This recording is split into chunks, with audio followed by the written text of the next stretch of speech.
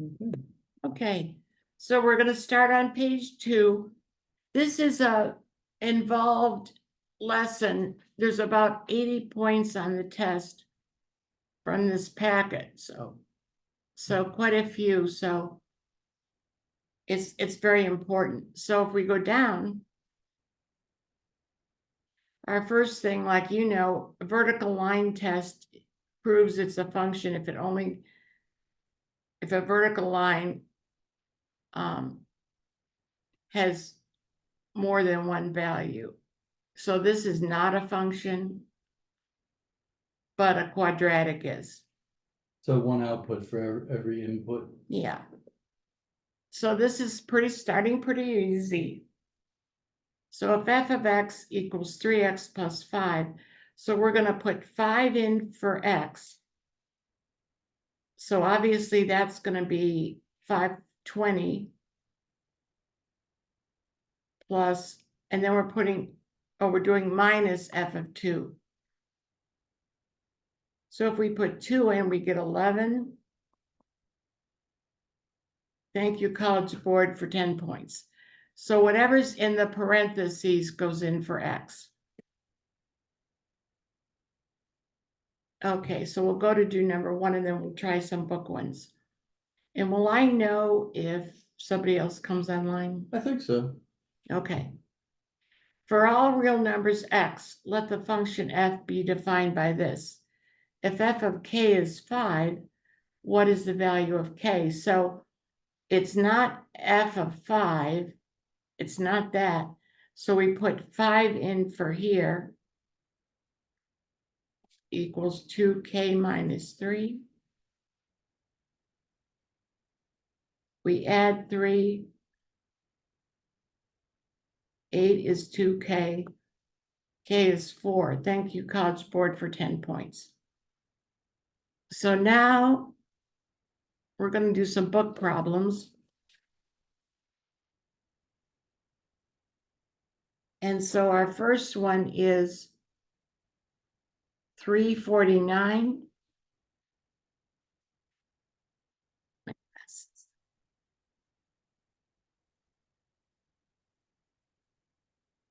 We're going to do 10 and 12.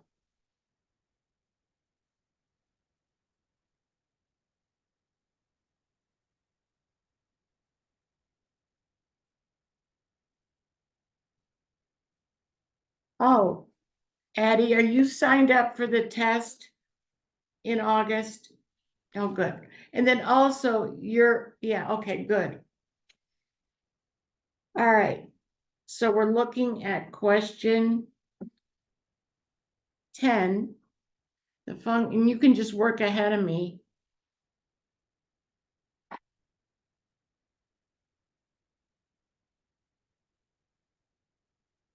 So we just put 2 in for the x.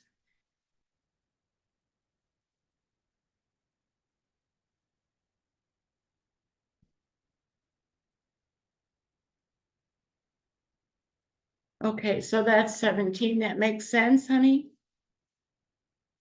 Good. And then 12. Let's see. I don't really want to do. Yeah, 12. Okay, so this is sort of the other way. Oh, this one's pretty easy.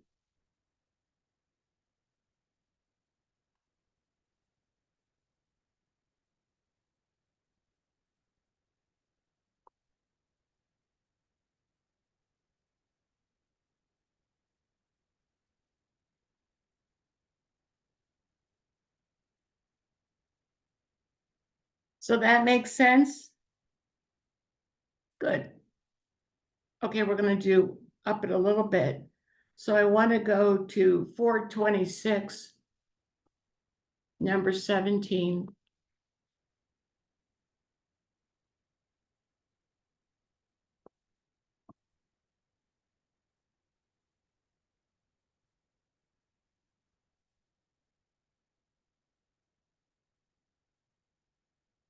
Okay, so you can work ahead of me.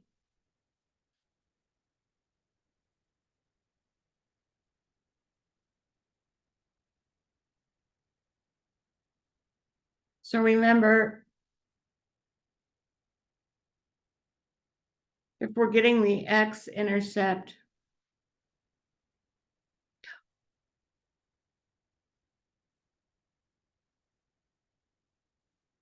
y is 0.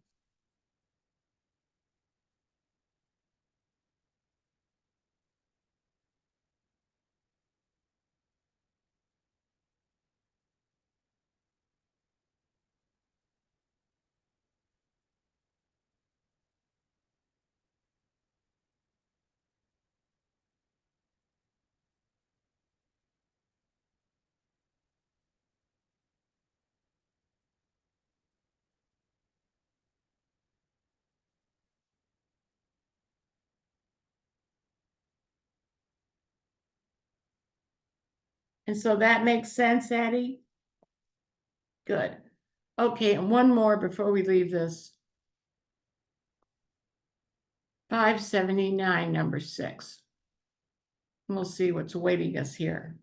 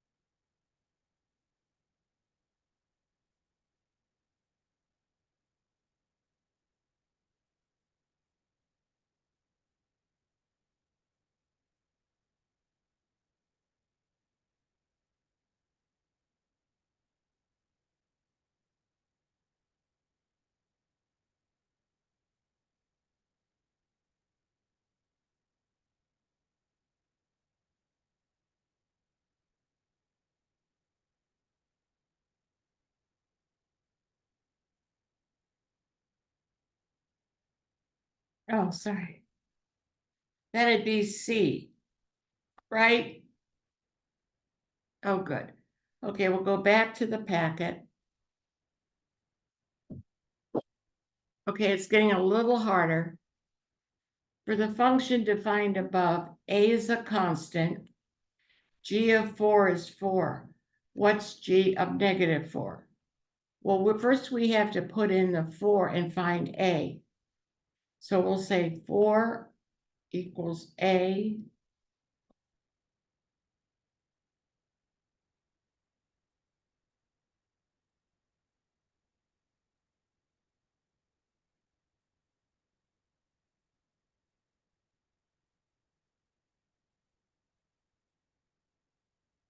So a is -1/4.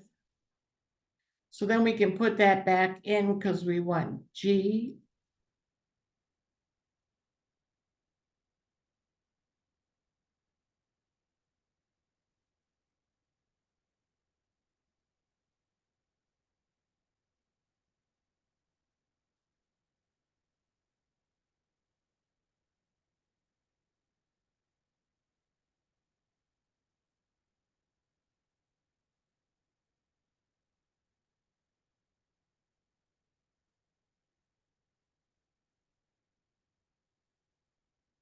And we're going to get the same answer because when we square -4, we get 4 too. Does that make sense, hon? Yes, okay. Okay, we're trying to give you every kind of function question. That's why this packet is so big. So if the function is defined by this, 2 of those plus 4 would be 2.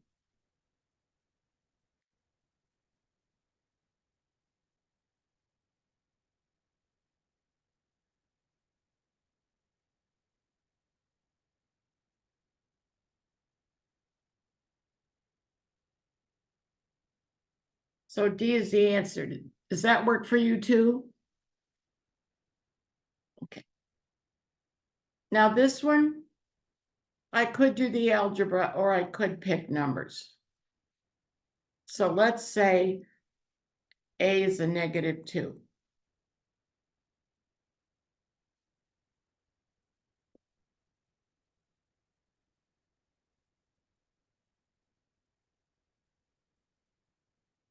So that's gonna be 1/2 of 0, which would be 0. So f of a would be 0. And it would be the same thing if I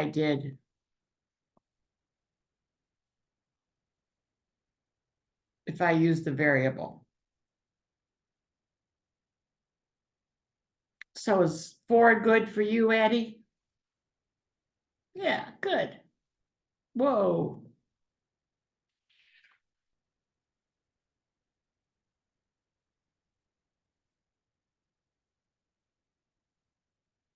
Okay, so this is a difficult one. This would definitely be a module 2. So we're just going to be a detective and start with what we have. So if we have a b to the x, if we put in a 0, we get a 4. So any number to the 0 power is 1. So we got our first piece of the puzzle, a is 4. Okay. So now we have, if we put in 1, we know a is 4. If we put in a 1, whoops, I mean a 1 here, sorry. I'm going to get out an 8. So I know b is 2. Then I'm going to keep working because I know f of 3 will be 4 times 2 cubed. 2 cubed is 8, and 4 times 8 is 32. So that was a difficult one. Does that make sense, Eddie? Yes? Okay, good.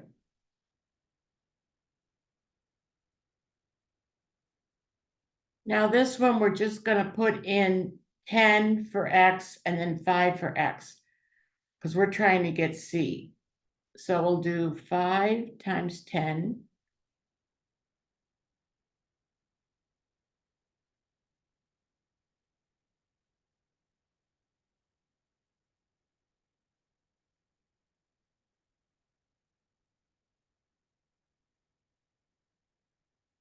Just a danger of losing a variable here.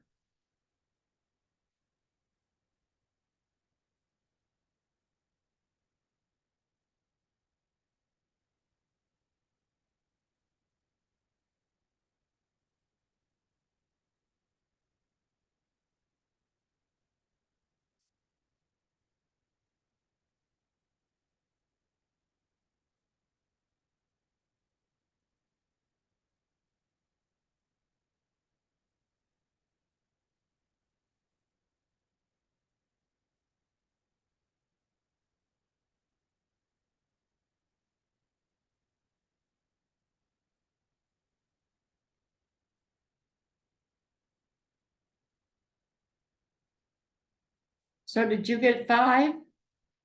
Oh, good. All right.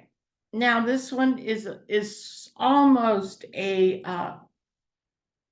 what do they call this? The inside out things, Jim. What the, When you put in one, oh, anyway, we're going to put in a 4 and we're going to get out t, almost a composite function. So when we put in a 4,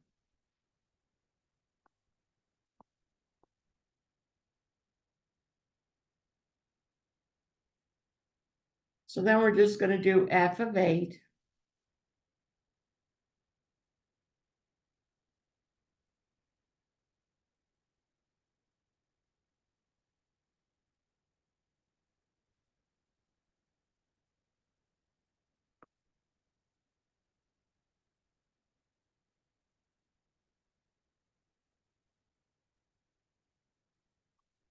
So did you get 20?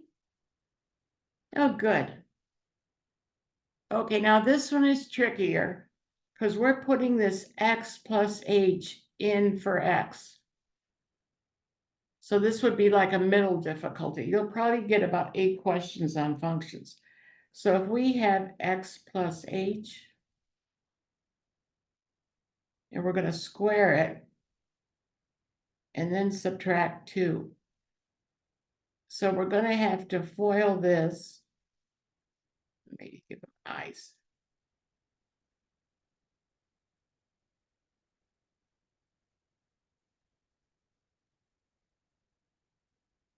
And so that one would be B. Just a little step up. So that makes sense?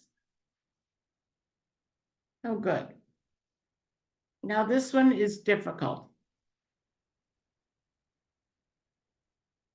for anybody who's watching this after the fact. So we don't have f of x. This would definitely be in the harder zone. We have f of x minus 2, and we're trying, So it's been translated 2 to the right. yes. So we can think of it as translating it 2 to the right.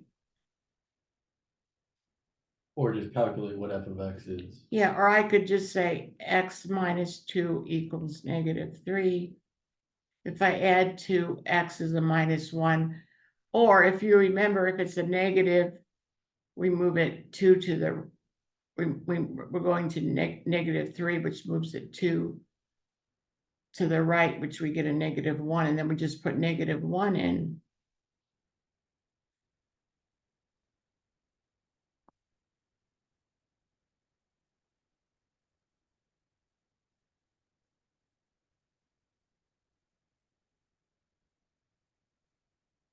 Okay, does that concept make sense to you? That it's not, if it's not an f of x, then you have to adjust. We're okay with that, A? Good. Okay, now let's look at these kind.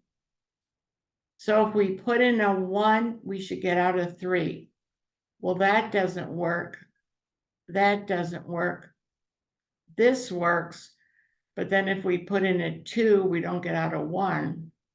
So let's see if D works. If I put in a 1, I get a 3. If I put in a 2, I get a 1. So D is my answer.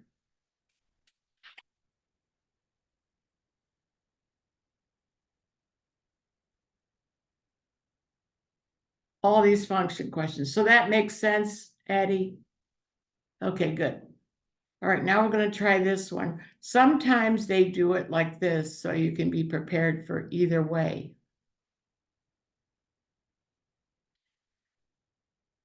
Okay, so one thing I could do is I could come up with the equation on my own, because I know the b, if I put it in y equals mx plus b, the b is -1, and the slope, going back to the slope formula,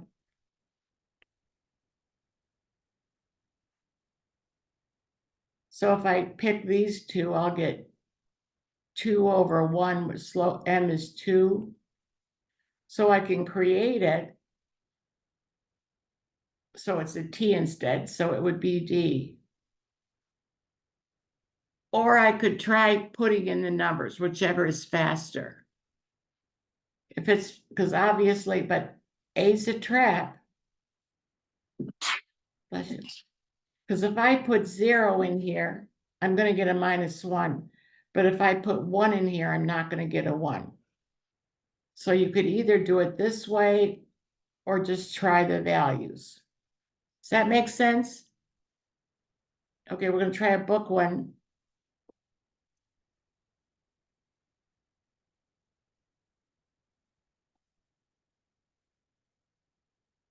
So we want to go to page 579, number 5.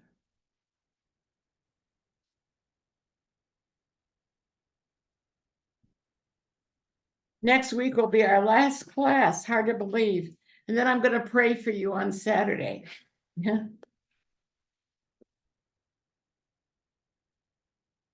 And if you're kind enough, you might let me know how you do.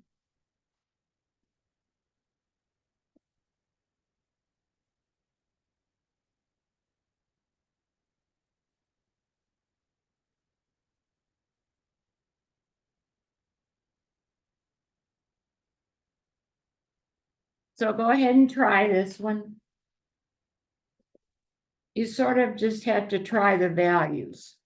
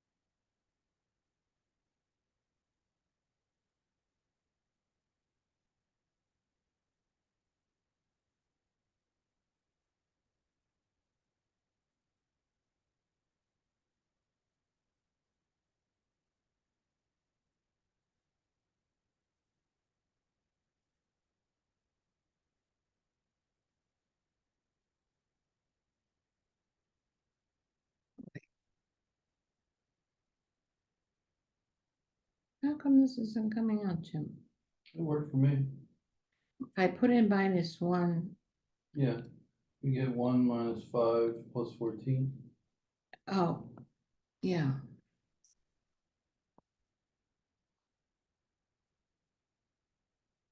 So did D work for you for all three? Or you still working on it? Right, probably.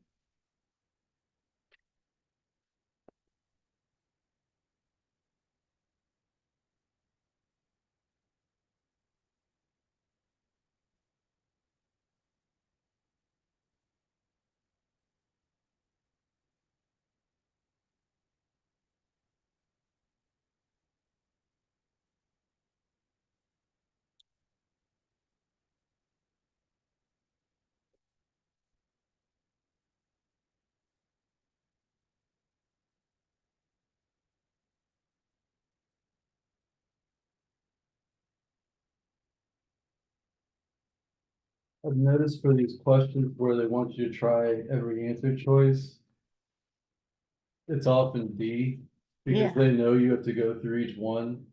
Yeah, so maybe start with D on these. Did you Yeah. get D, honey? Good. Okay, great. Keep working in the packet. Whoops. Okay, now we have to try to find this one. So we can first do y equals mx plus b. We could fly like an eagle and analyze it too. So if we pick the slope formula,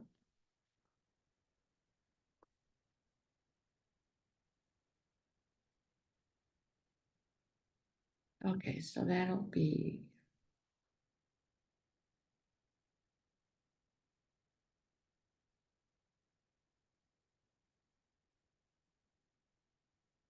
so I know the slope is 2. And then if I put in 1/6,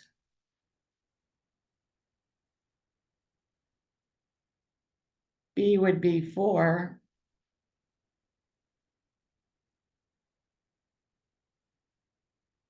So if I put 5 in there,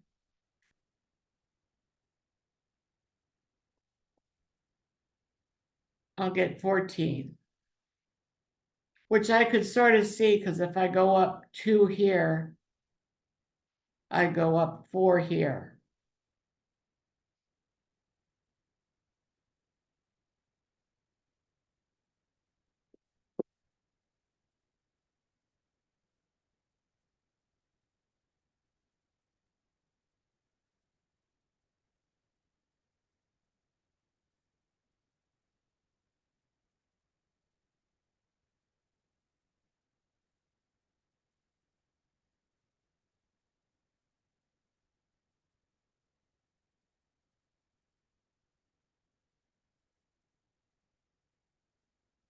So did you get 14?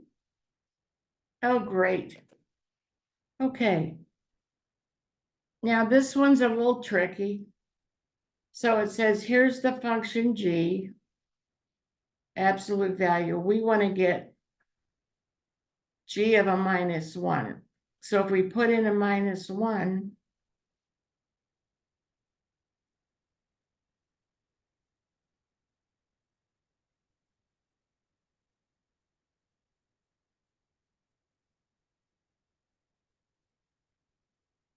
now I don't want to pick D. I want to see which one of these values would kick out a 6. So if I try 3, I'll get 2.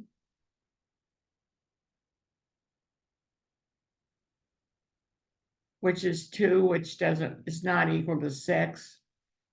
If I try 4, I'll get 4, which is not equal to 6. If I put in 5, I'll get 2 times 3, which is 6. So the answer is C. If I put in 6, I'll get out 8. But I want to get the same value. Does that make sense? Good. Okay, now we're going a little bit into graphs. Thank you. So if the graph's going uphill, this is increasing, obviously. This is decreasing. And we know about our intercepts. And the solution is where the graphs intersect. So the maximum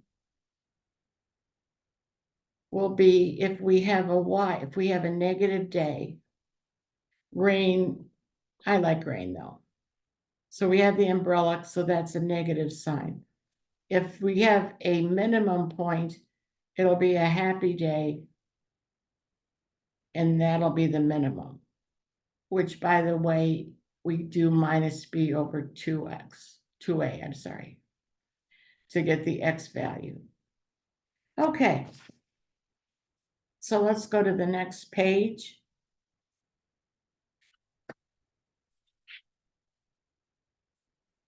There's some of this stuff we don't have to know. So, do you have this next or no? Yeah, Okay. what? Oh. Oh, your packet's out of order. I have this next, but that's all right.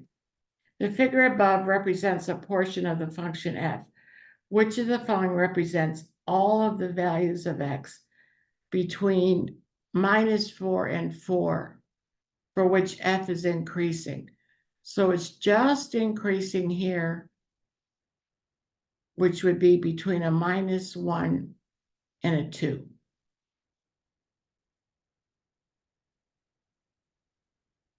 Okay.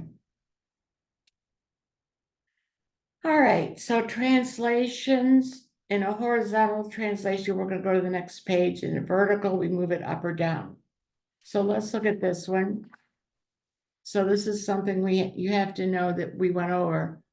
So if it's f of x equals positive x squared, it's a happy day. If it's a -2, we're going to move it 2 to the right. And if it's a +2, we're going to move it 2 to the left. And so for this one, whatever we add this takes it up 2, and this takes it down 2. Okay, so reflections. So we could get a reflection across the x-axis, which means we're just going from a happy day to a rainy day. I know, I taught middle school, so we need the umbrella. Okay. No reflections across y, so you don't have to know that. That's great news. And we don't have to know stretches or compressions. So those are all gone. I mean, they're not going to be on the test. So let's go to question 1.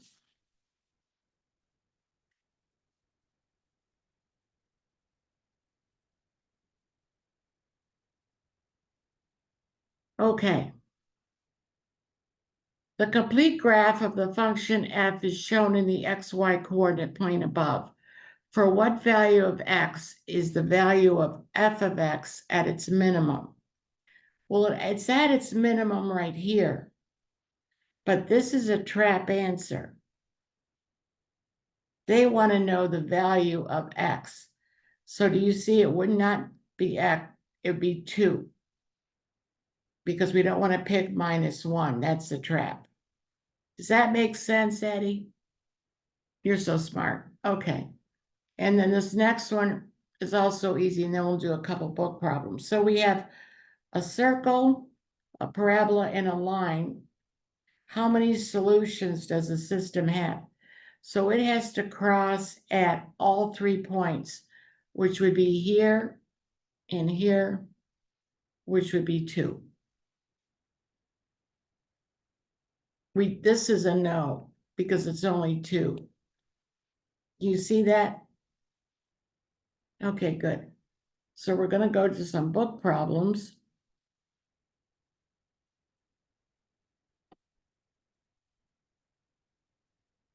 First, we're gonna go to 244, number 5.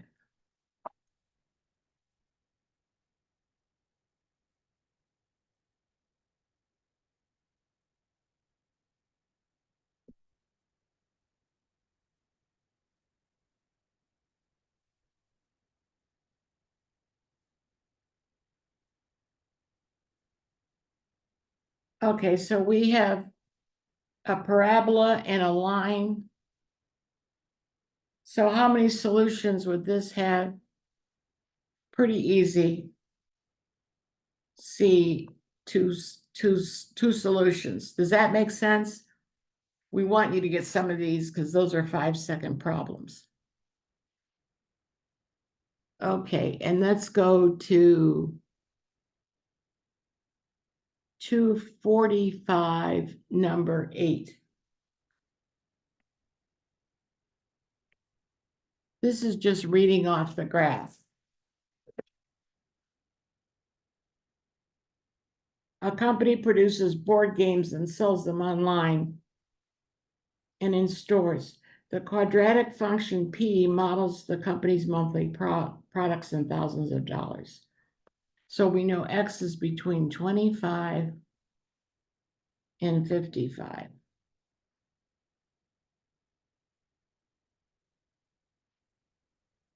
How many board games must the company produce and sell in order to get the maximum profit?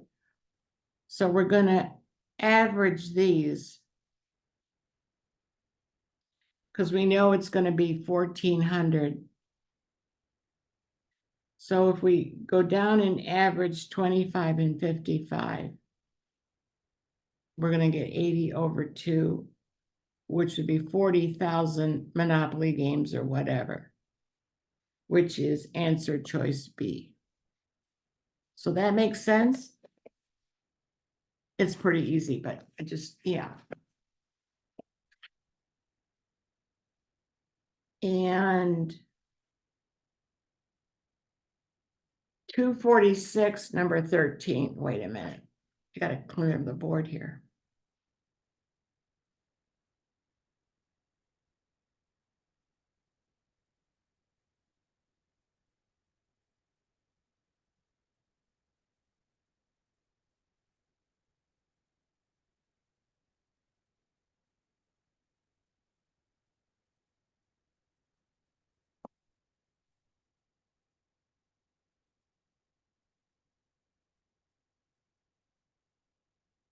Okay, so this one is a little harder. So we're trying to get the minimum. Maximum. Oh, maximum. Yeah. So what we're gonna do is FOIL this.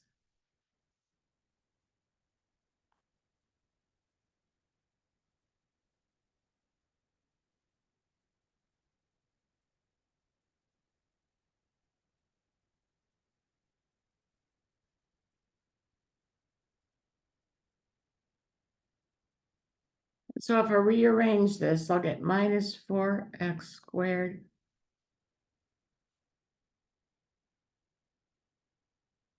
And then a little, Equals 0, right? yeah. And then the little trick is to do minus b over 2a So that'll be a minus, because that'll give us the X value, because that's the line of symmetry. So that would be minus 18 over a minus 8.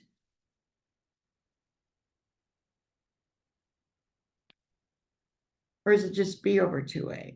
It's negative B over 2A, so that was right. Yeah. Your answer should be negative. So we're gonna get, if we reduce that, we'll get a negative 9/4. I mean, you could put it on the calculator and try to see where this is. But Or Desmos. yeah, put it in the Desmos. But doesn't this make sense to just get the vertex, Eddie? Okay. So that's those. And so now we'll go back to the packet.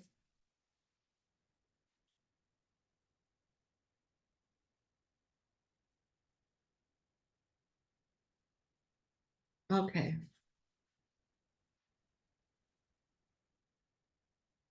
We're not going to do this one because we haven't seen any that confusing. So we're going to go on to 4.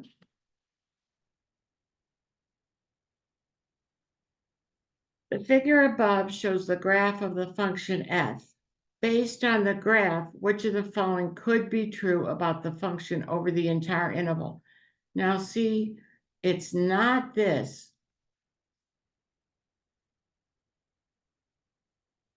It's not closed. So we don't want to include A or B. So open circles. Yeah, so open circles. So it's decreasing. Well, it's also increasing. It has one maximum point, yes. It has 2 x-intercepts, no, because these are open circles.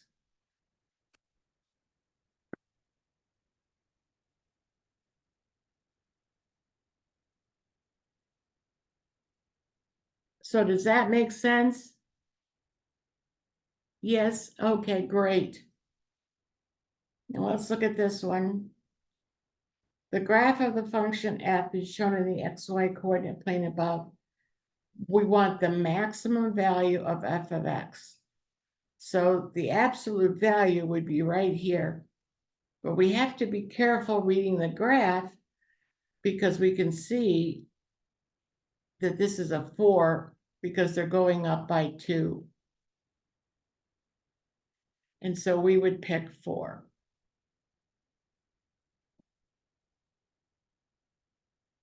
Does that make sense? Yes. I don't think I've ever heard your voice, Addie. Okay, but you're the only one I know what you look like, so I thank you. So here we have sort of an elephant, and we have a function. For how many values of x does f of x equal 3? Well, the fastest way to do this, that means y equals 3. So all I have to do, 1, 2, 3, I just draw a line through here. And I would have 2 solutions. And that took me all of 5 seconds. Is that good? Yes? Okay, so let's go to a book one.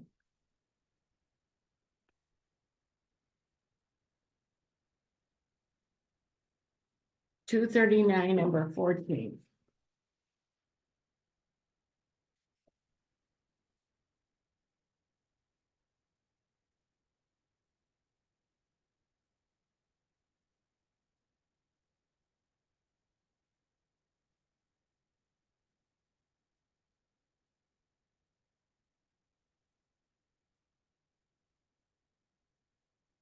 Okay, so we have this crazy thing. It looks like this.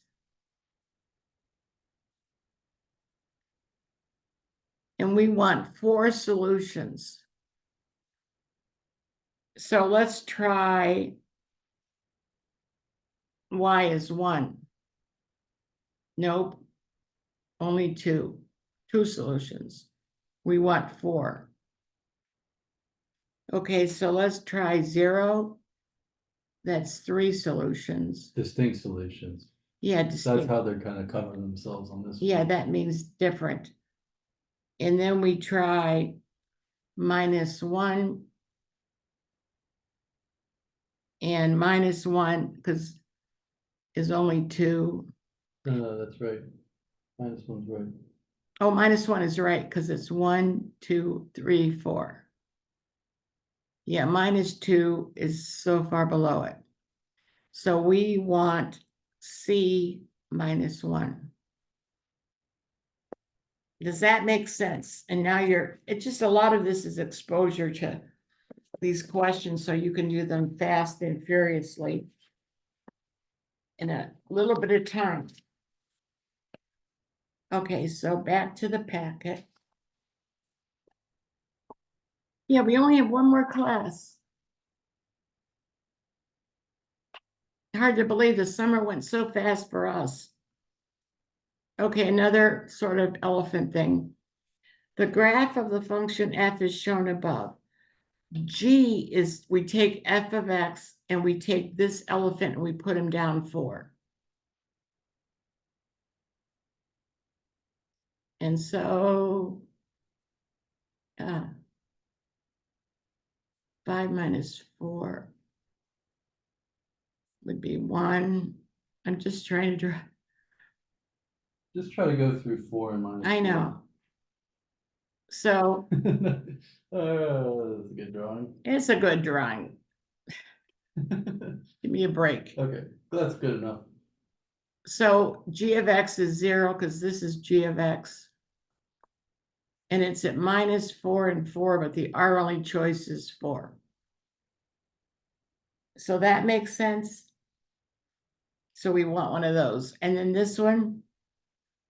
So they give you a crazy function, but we know we want 4 solutions. So we try -2. And wow, that works. So this time A is not a trap. So 1 would only be 2 solutions, 2 would be 2 solutions, and 3 would be 2 solutions.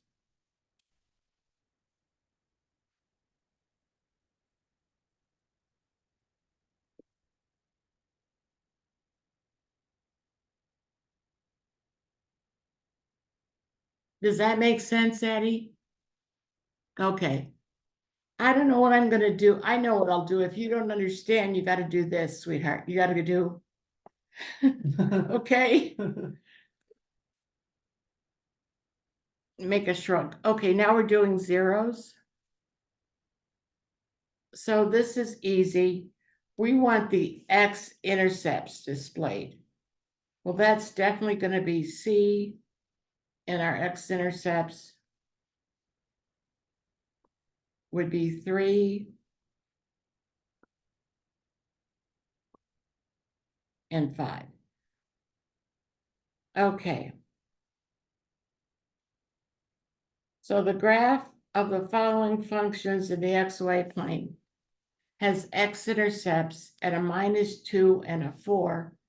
So if we change it into the polynomial, it's going to be an x plus 2, right? Because that'll give us, if we put it 0, that'll give us a -2. And x minus 4, Yeah, sorry. -4. because that would give us 4. And so -2 and 4 is going to be answer choice A, right? C. Or C, yeah.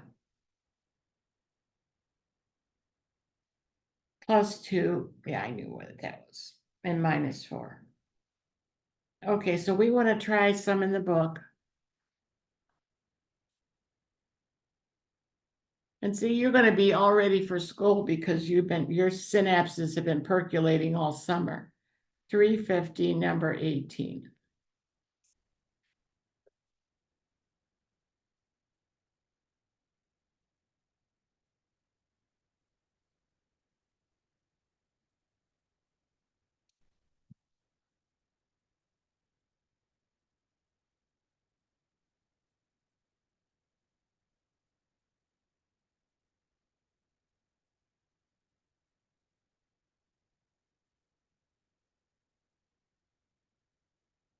Okay, this is pretty easy. It's like a physics problem.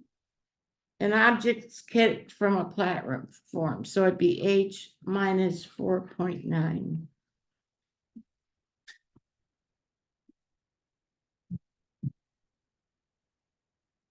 Okay, h is the height of the object above the ground, t seconds. So when the object's kicked, t is going to be 0. So that'll be 0 and that'll be 0. And so this platform that the ball has to be on has to be 9 feet high. Does that make meters? Sorry. Does D make sense there? Eddie, to you? Okay. And if you look back at 17 and even 19, we've already done a couple like that. So I'm not going to take the time to bore you with it, but 17, you would just put the values in. If you put in 0, you know it's got to be B or D. So the answer for 17 is D. And the answer for 19 is B. And that would be we just already did those, putting in the table. Okay, so I want to try.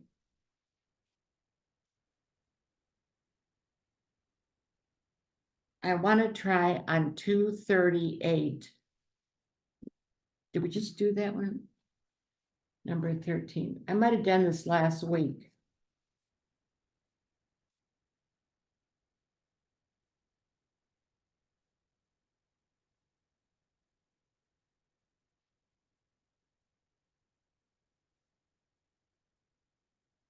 It's just the question 13, yeah. So it just says the graph of which of the following functions has x-intercepts. So if x is a -4 and a 5, that'll be x plus 4 and x minus 5. And that polynomial is A.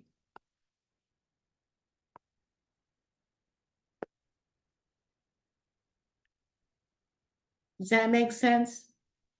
Okay. All right, we're going to try a hard one. I don't know what's awaiting us here. We'll look. 506, number 21. So it has to be a doozy.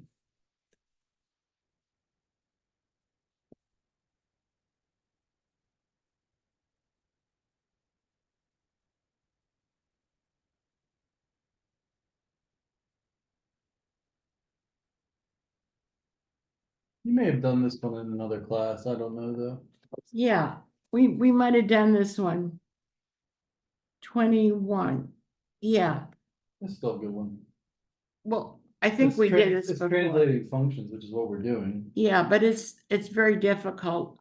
You can see we're in module 2 at the end. And so if we're going to do g of x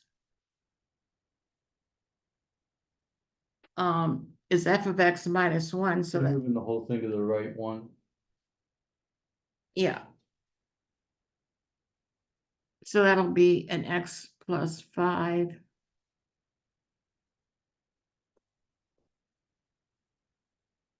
And so that'll be -5 minus 4 plus 0, which is -9, which is B. So you're good with that one?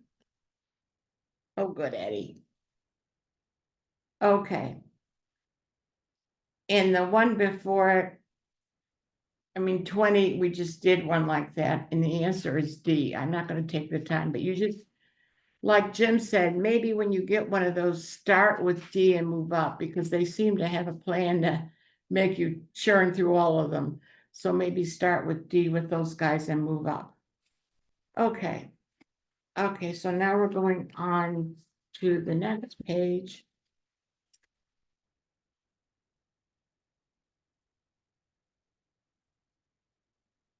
I know you can show your parents this packet. It's good for at least some ice cream or something. It's a big one. Okay. A polynomial has zeros at -9, 2, and 0. What's the polynomial? Well, that'll be an x plus 9, an x minus 2, and just an x. So first I'm going to FOIL this.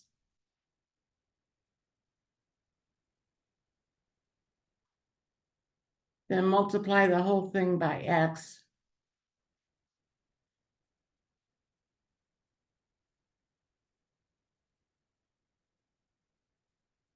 And so that's going to be b.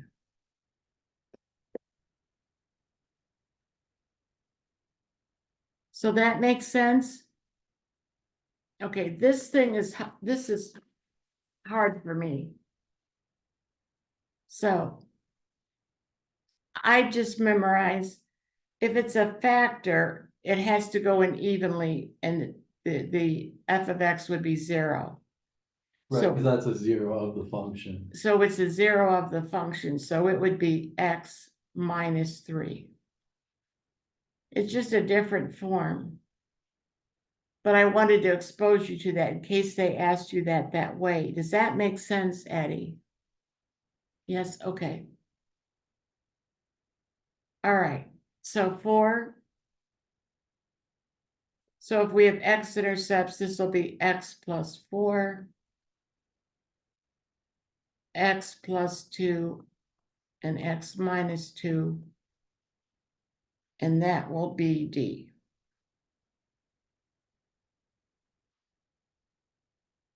Not so bad, okay? I didn't even have to process the polynomial. Thank you, College Board, for 10 easy points. Okay. Okay, let's go on to the next one.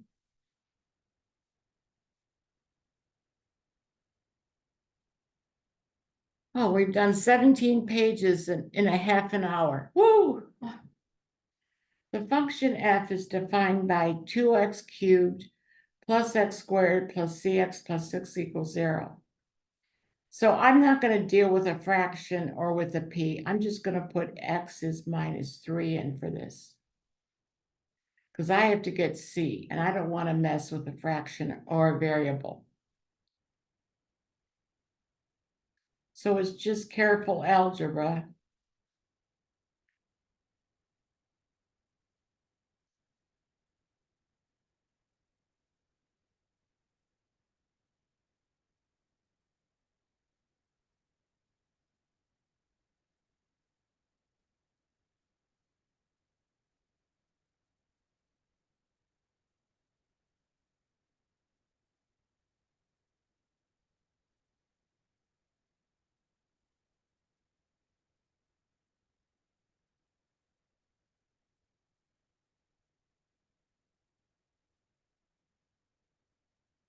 I just added the 9 and the 6 there.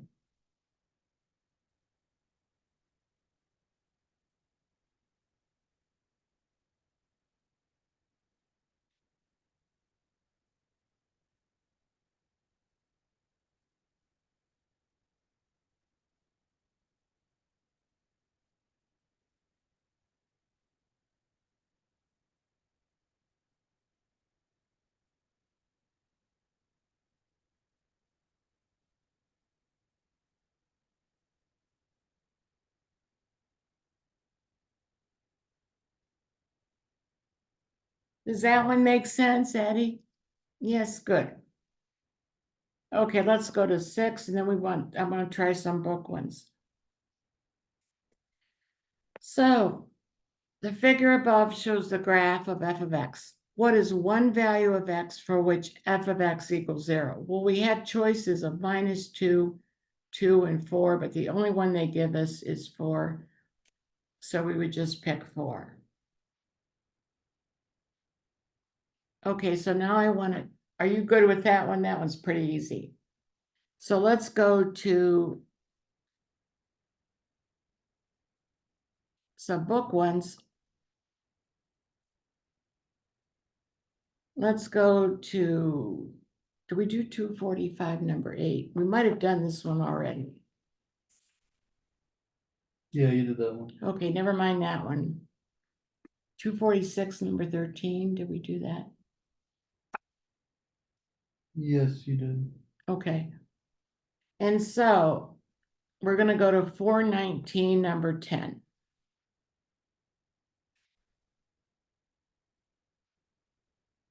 And then 420, number 18.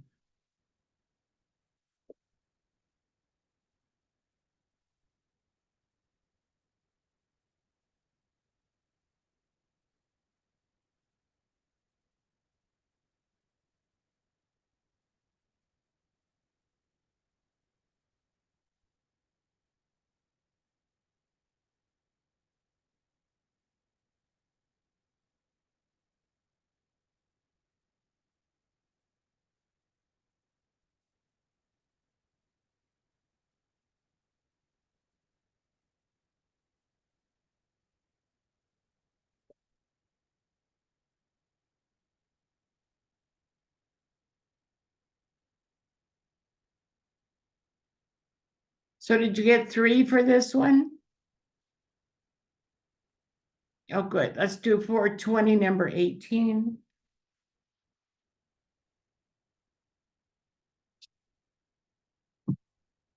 Okay, this one gets into something tricky, but I think because you went to Upper St. Clair, you were taught this.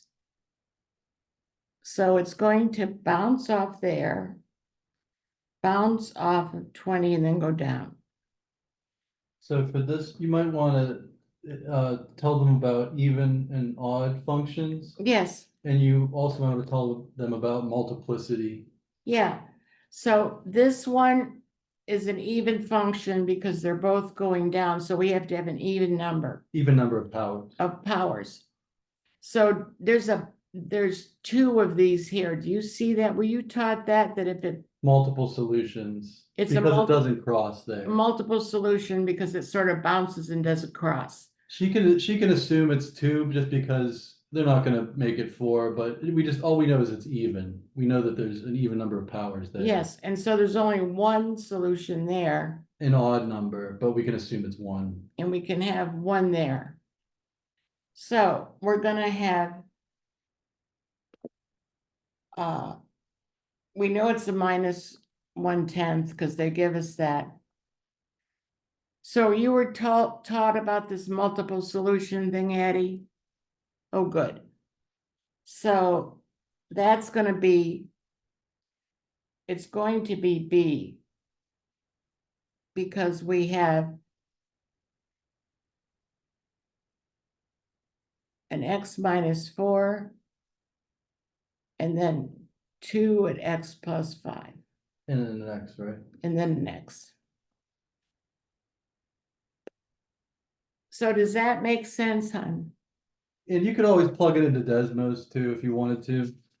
Yeah. So let's go. I don't know if you have these. Can you look at the last page of your packet? We got some from some tests that were pretty, I don't know if they have these. I don't know if you have it. I don't even. I'm guessing for the job, but I don't know. Yeah. Just like read the first question and then see if she can tell you yes or no. Or, Actually, I don't even have it. I don't think.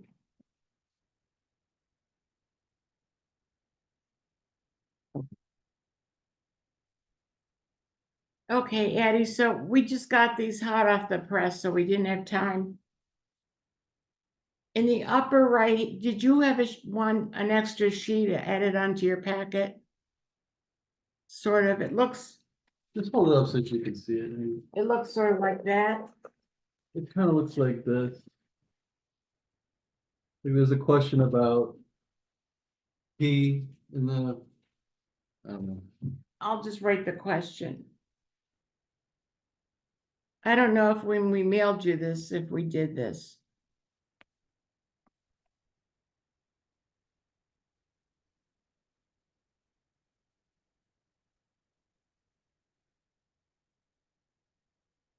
Do you have that question, Addie, or no? No, okay, never mind. Forget that. Sorry, go back to the packet, we'll skip it. Okay, you already know, you've had it. Okay, so now we're on 7.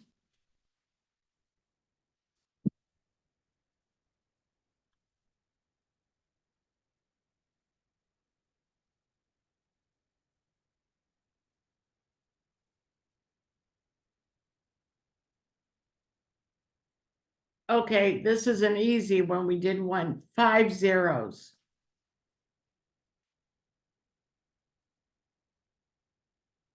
So pretty easy to see, it would be D, correct?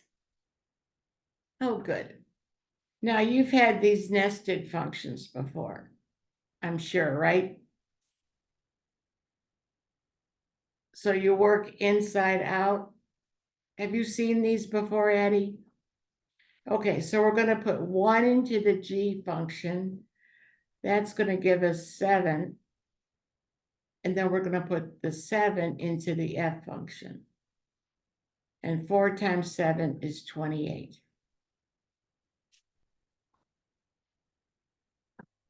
Okay, so I want to try a book one. I'm sorry, I'm being annoying by going to the book. So we're gonna go page 239 at the bottom.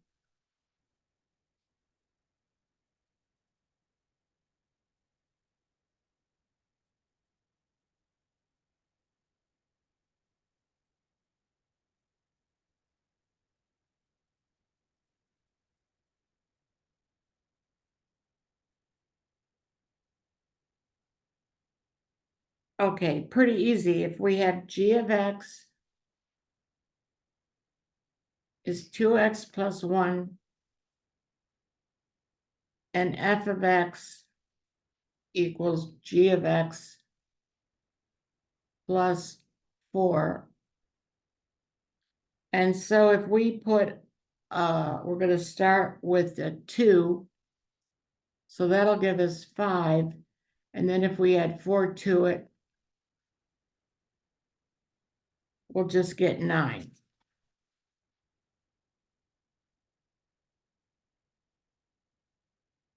Does that make sense, hon? Yeah. Can you turn to the next page and see? There's a reason I wanted, I don't know if we did this one. On 240, I want to look at question 17. Have we done this one before? No, okay, good.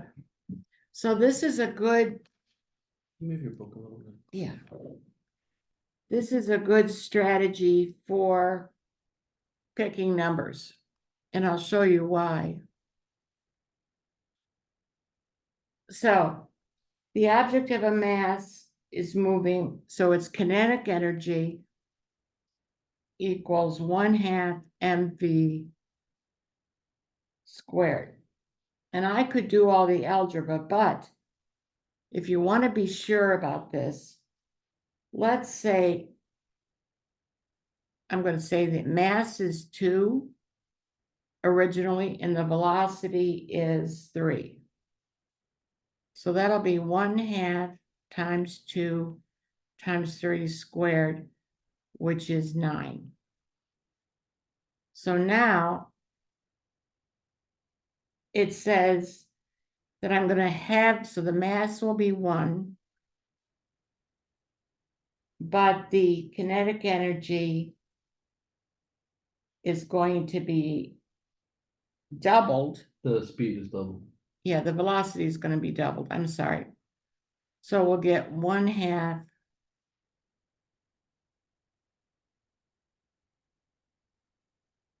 and so that'll be 1/2 of 36, which is 18. And then we can see that at BC, it's doubled. Do you see how it went from 9 to 18?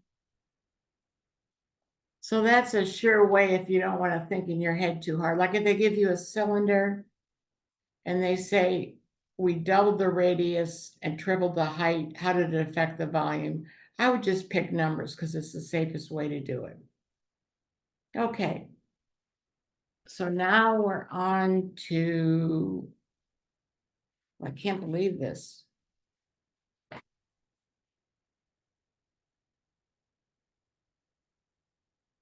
And next week is our last lesson. So these are the hard ones.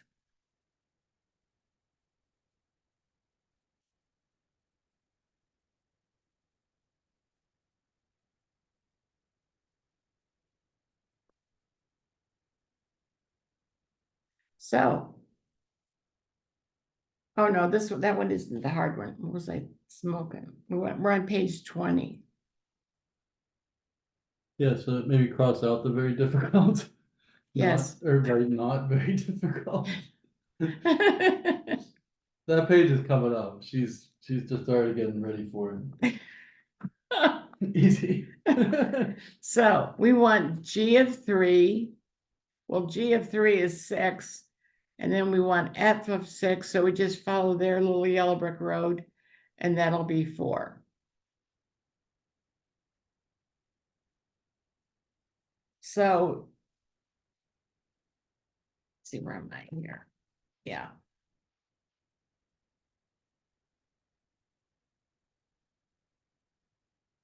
So that's okay, Eddie? Okay. I know you got a hard workout here today and you're all alone, but we appreciate you. Okay, some values of the functions f and g are shown in the table above. So we're just going to try values.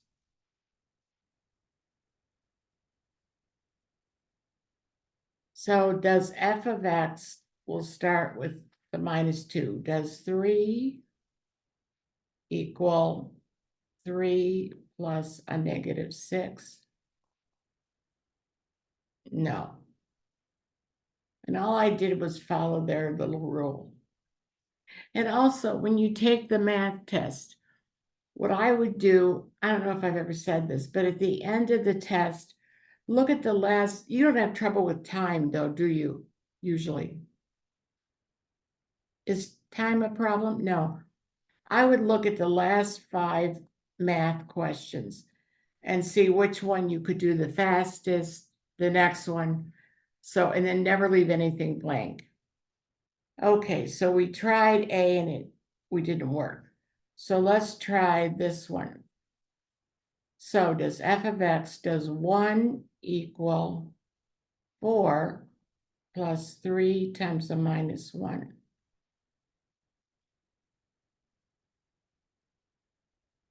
And it does. So I know the answer is B.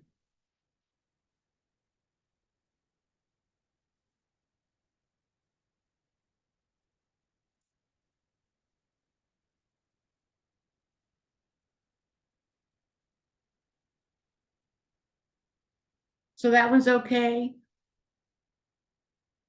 Eddie, that's okay. Okay. Now you can work ahead of me on this one. We want G of 3. So we just put 3 in here. And then we put f of 8.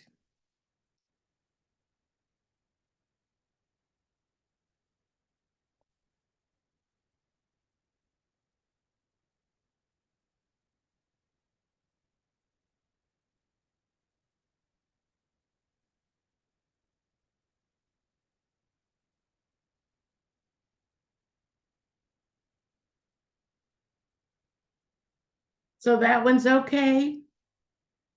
Now this is the difficult page. You can tell I'm sweating this one. So some of these people are watching this later. Like Simon will be watching it later. So you can have a great life, Addie, and not solve this problem. So, okay. So we're putting the function into itself. This is probably a little harder than the SAT. Yeah, harder than on the SAT. So all of this goes in for x. So I'm going to copy this. This is my x. And then where are the colors on here? That's here, and then pick a red. Okay. So then I'm taking this whole thing Fourth to the root 4th root to the Fourth 4th power power, and I'm plus 1. putting a 1 underneath there.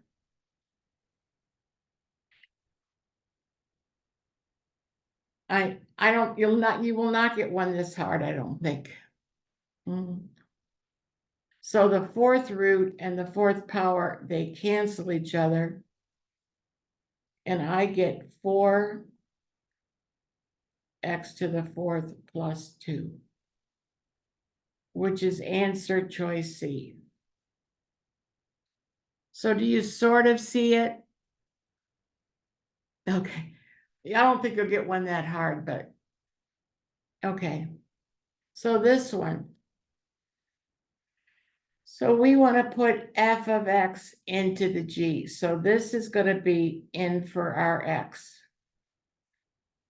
So we'll have 2x plus 4 squared minus 3, 2x plus 4.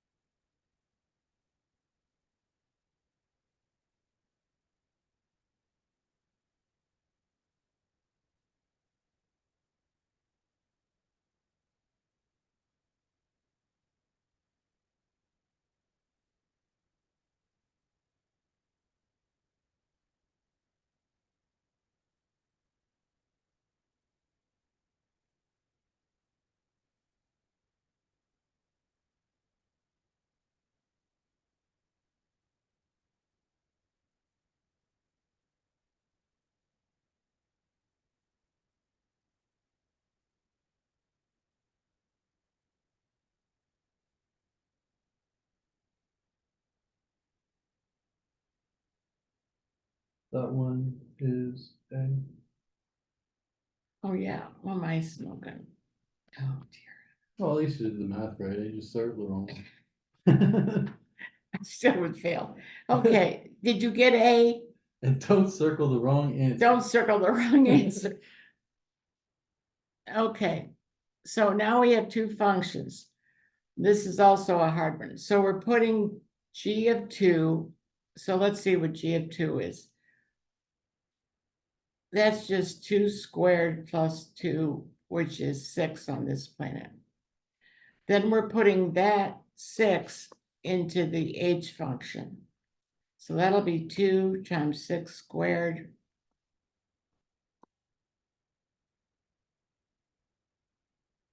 Now we have to do g of 2. I mean, g of 6. So we have to go back down. So this will be 72 plus 8 plus g of 6 is going to be 6 squared plus 6. So that's going to be 72. 36 plus 6 is 42. And 36. Yeah, 72 plus the 8. You get 72, 24, and 42. Wait, I didn't get the 24. What did I do wrong? Okay, so I wanted 4 times 2, which was 8. Yeah. So 72 plus 8 plus 36 plus 6 is 42, right? No, you're missing something here. Okay, So I had 2 times 6 squared plus 4 times 6 plus 42. oh, that's right. This is a 6. My bad. Because I'm just putting in the 6. Lots of room for error on this. And that'll give me 138. Do you take that out or whatever that is?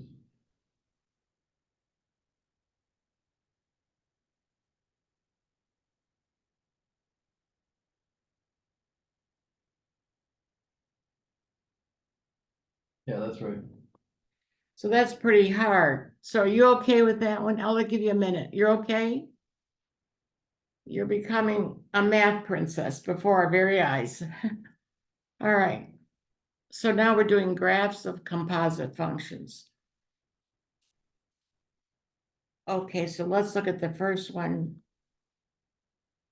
So f of a minus 2 is a. So f of a minus 2 is going to be 3. And then we want g of a minus 3.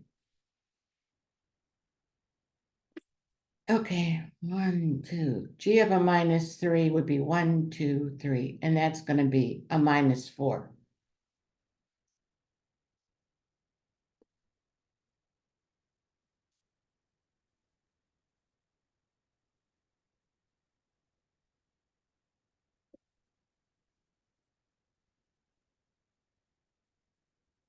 Okay.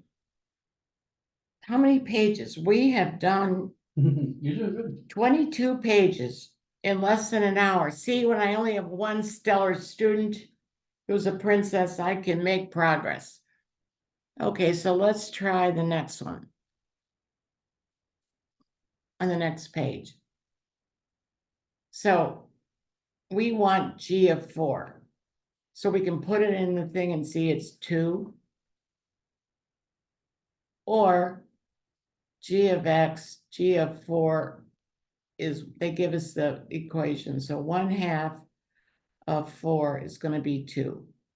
So I want 2 to equal 3x. But see, I can't really tell Off the graph, you mean? off the graph. So I'm going to use the equation and just solve it. X equals 2/3. Or you could put in this. Because I can't read it off the graph exactly. But they gave me the equation, so I can put my emphasis on that. So that's good. I'm so glad we got a bright princess. Okay. A portion. I'm on the next page already, I think. Right? Yeah. I mean, right. A portion of the graph of the function f is shown above. We want the y-intercept. So right here, the y-intercept is 2. But if I add 1, it'll just go up 1. So the y-intercept will be 3. Does that make sense? That makes sense, sweetheart? Yes, good. Okay, page. Okay.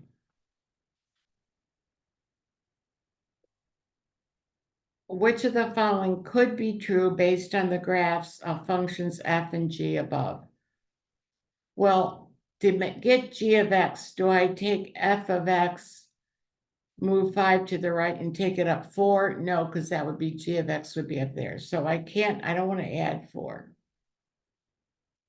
I want to take g of x and add 4. And then to the right 5. But I want to move g of x to the right 5, which means it's a -5. So that's good. She's moving that whole g function to where the f function is. Do you see that? Okay, good. Okay, 4. The graphs of functions f and g are shown above. Which of the following approaches g of 0? So g of 0, that's this curvy function, that would be 3. 7, right? Well, g is Yeah. f of 3. 0, 7. Yeah, so f of 3. Whoa. I'm No, fine. you're not fine. G of 0 is 7. The g function Oh, is 7, right there. okay, sorry. Okay, thank you. I put blood on the crazy computer. Okay, so g of 0 is 7. And f of 7 would be 10.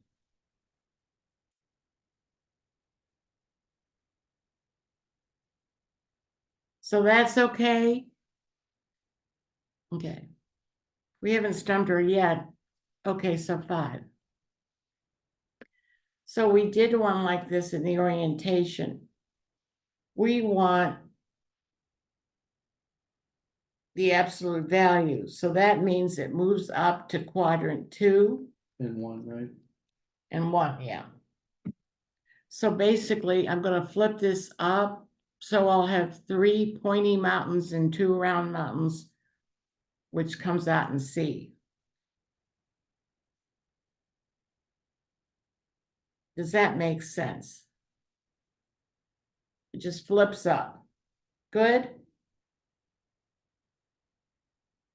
Or explain it to again, Okay, so, or maybe label that 1, 2, because I think maybe that was throwing her off. oh, I might have thrown you off. So, We can't be in quadrants 3 or 4 because of the absolute value. yeah, absolute value It means it's means positive. it's positive, so it has to be in quadrants 1 and 2. So if I flip these guys up, I'm gonna have 3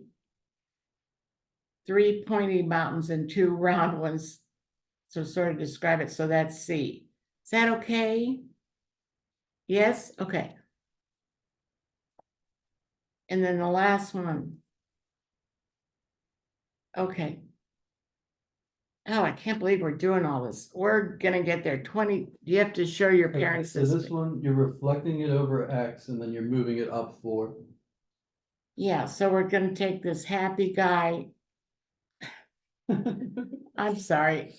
I taught middle school. You hadn't I even, can't imagine if I were the teacher grading your tests or grading your papers, to just be seeing smiley faces everywhere. okay. So do you see this is 2 up? So I'm gonna go down to. And So now so, you're reflected over X. and but then I'm gonna You're gonna take move it, the whole thing up. and then 4. I'm gonna move it up 4, so it will be C. Does that make sense? Because it has to be a mirror image, but I have to allot for these 2 spaces here. Does that make sense, honey? Okay, good. We are coming into the home stretch, hard to believe. I'm just gonna try to get more of it on the page or something. Okay, So exponential versus linear. yeah. So if it's linear, it's just a line, right? And so the difference, we did that. That's gonna be It's the constant. same amount. That's a slope, yeah. So when you do exponential, you multiply each time, and so it looks like this. So let's look at the cell phone. If we had to analyze this, we're gonna go up 100, up 150, up 225, so it has to be not linear. Now we have to decide. The function is exponential because the number of cell phones increases by the same factor every year, yes.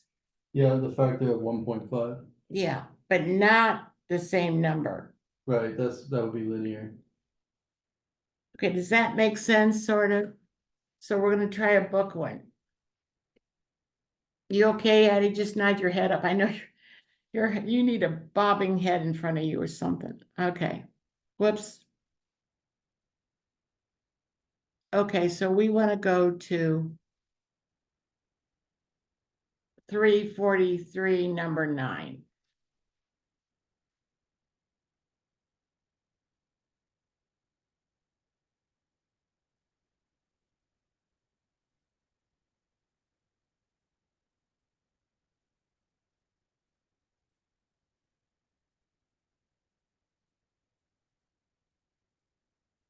Okay, an airplane descends. So here's our airplane, and it's going down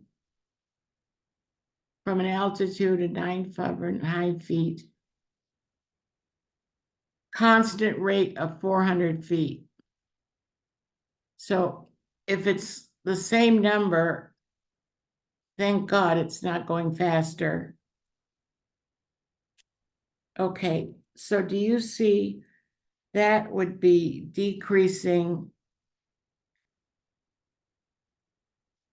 linear, which is B. Does that make sense?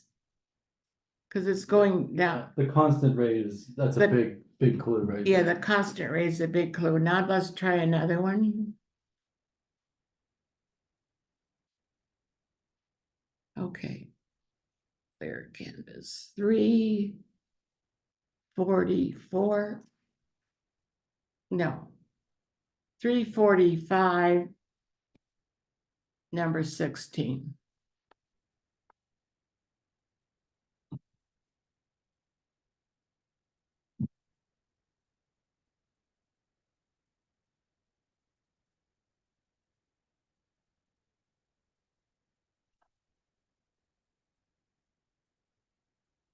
Oh, let's first do, before we do this one, let's do 344, number 13.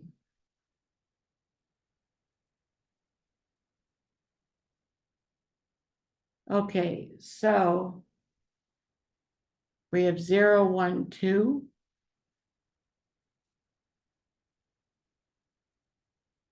And we have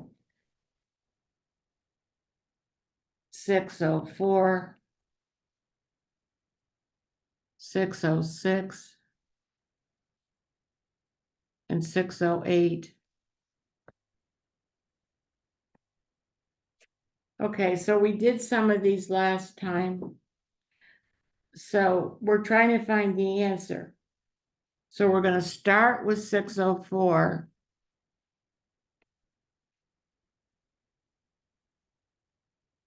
And we know it's going up 4%. So I don't pick A or B. I want to drop the percent and move it 2 over. But I have to put a 1 there because I want the So whole. you're missing a 0, Oh, 2 over. yeah, sorry.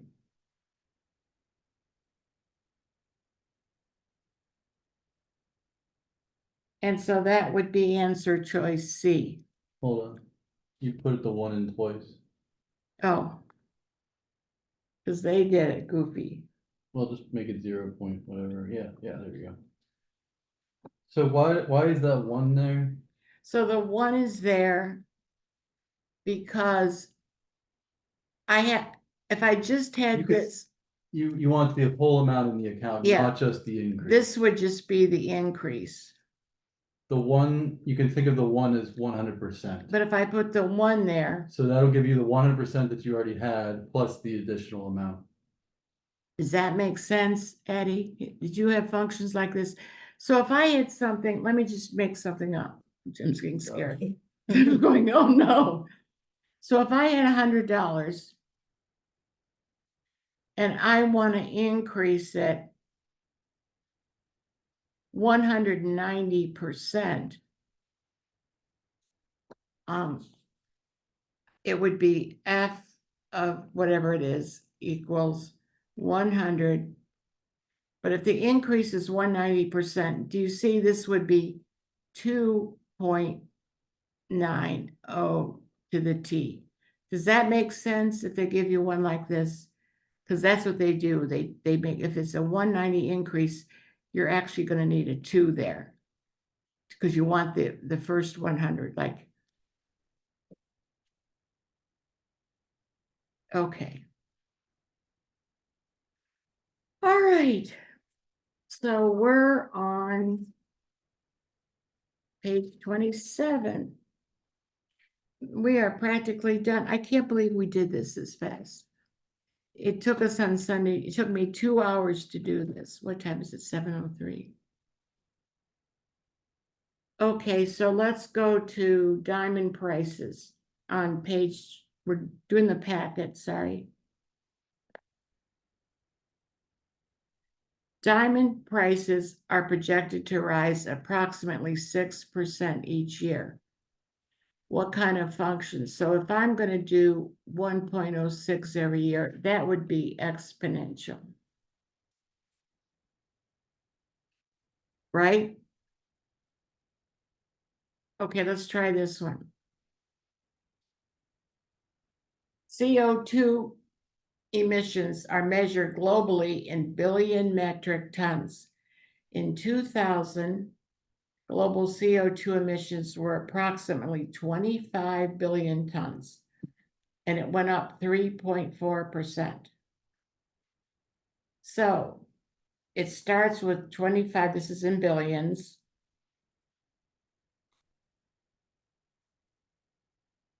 And then the rate is 3.4%, so I dropped the percent. And so I don't want this one, because this will just be the increase. I want D. Because I want to include the 1.034 to the T. So does that make sense, Eddie? And we have one more problem, because the next two pages, they took off interest. So we're done with the packet.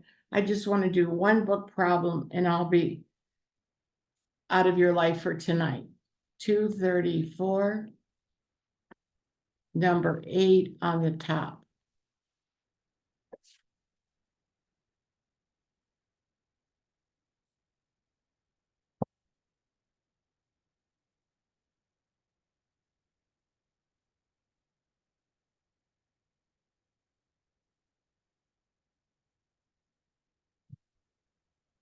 Okay. A researcher estimates as the population of a city is increasing at 0.6%. If the current price is $80,000, Population. I'm sorry, which of the following expresses it T years from now? So it would be 80,000. And we want to take 6%, so we drop the percent. 1, 2. So we want 1 plus 0.006 T, which would be answer choice A. Does that make sense? Okay. All right, so we're gonna take a break until we want to give you a long Yeah, break. just write down break. It's 7:06 now, so what do you think? I mean, you were kind of fast there, so I don't mind. Let me take 10 minutes or. Let's say until 7:15, because other Okay. people. So is that good, Eddie? You're a joy to this teacher. God bless you, honey.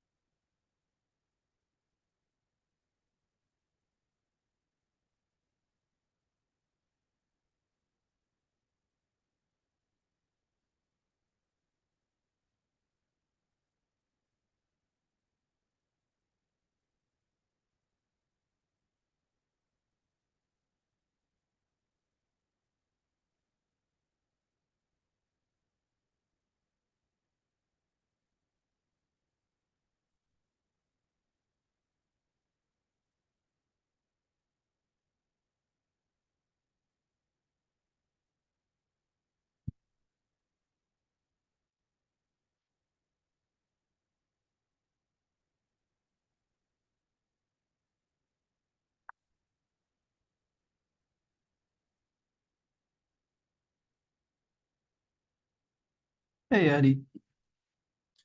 So I'm gonna go find the packet. It's just this expression of ideas one.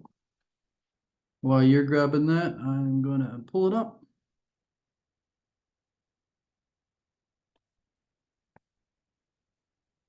All right.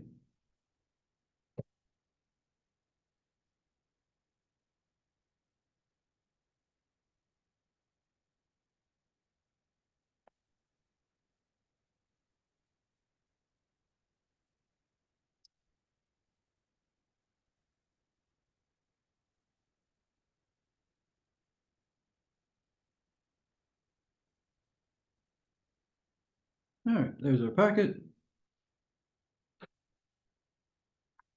So we're gonna be going over rhetorical synthesis questions today and transitions. And that's it. This is the last 20% that's on the test. And then we've covered every English topic after we finish this packet. So from after today, we're just going to be kind of doing a review for the English. All right, so this is the last 20% of the test. So rhetorical synthesis questions, they give you a bulleted list and they say these are a student's notes. And then they ask you to answer a specific question. And they want you to select which information from the bulleted list would be able to answer that question. These are it's just a question type on the SAT. These are near the end of the English. And I just want to go over a few things that you don't have to do with the information. So you're not trying to summarize all of the bullet points into one answer. Typically, the right answer will only use one or two of the bulleted points. So don't worry about trying to, use as many of these bullet points as we can. That's not what they're asking you to do, really. It's just really an exercise in relevance versus irrelevance. So the relevant information will be able to satisfy the writer's goal, and any irrelevant information can be left out. You're going to leave out probably most of the bullet points because they just want a specific question to be answered. Oh, here's another thing I want to go over. The College Board in their blue book says that all of the information in the bullet points, it can be assumed to be factually correct. They're not trying to pull a fast one on you, or and they're not trying to put in something in there that's not factually true. We can assume that it all is. So whatever notes those student took, maybe it's from an encyclopedia or from wherever, we can assume it's all factually true, but only some of the information will be useful and necessary to achieve the writer's goal. And then any irrelevant information, we just leave those bullet points out. Sometimes the incorrect answer choices will contain minutia. This is just information that isn't very important. Maybe it's trivial. Okay, so certain information may be tangentially related to the topic, but it may not be pertinent to the writer's task. And this is just what I said a second ago. I'm just putting an asterisk here. The correct answer choice will not typically use all 5 bullet points. So really, you're just trying to identify between information that should be included to achieve the writer's goal and information that we just can leave out. So we're going to take a look at an example question. So you'll know the second that you're on one of these because it'll say while researching a topic, a student is taking the following notes. And then we have our bulleted list. And I'm going to suggest something that you do with this type of question. So when you're in the Blue Book software, Addie, you can underline or highlight portions of the question. And I really think that you should for this type of question. As soon as you know that you're on a researching a topic question, you're going to just scroll down past the bullet points and then underline what you're looking for. I'm going to do it right here just so you can see.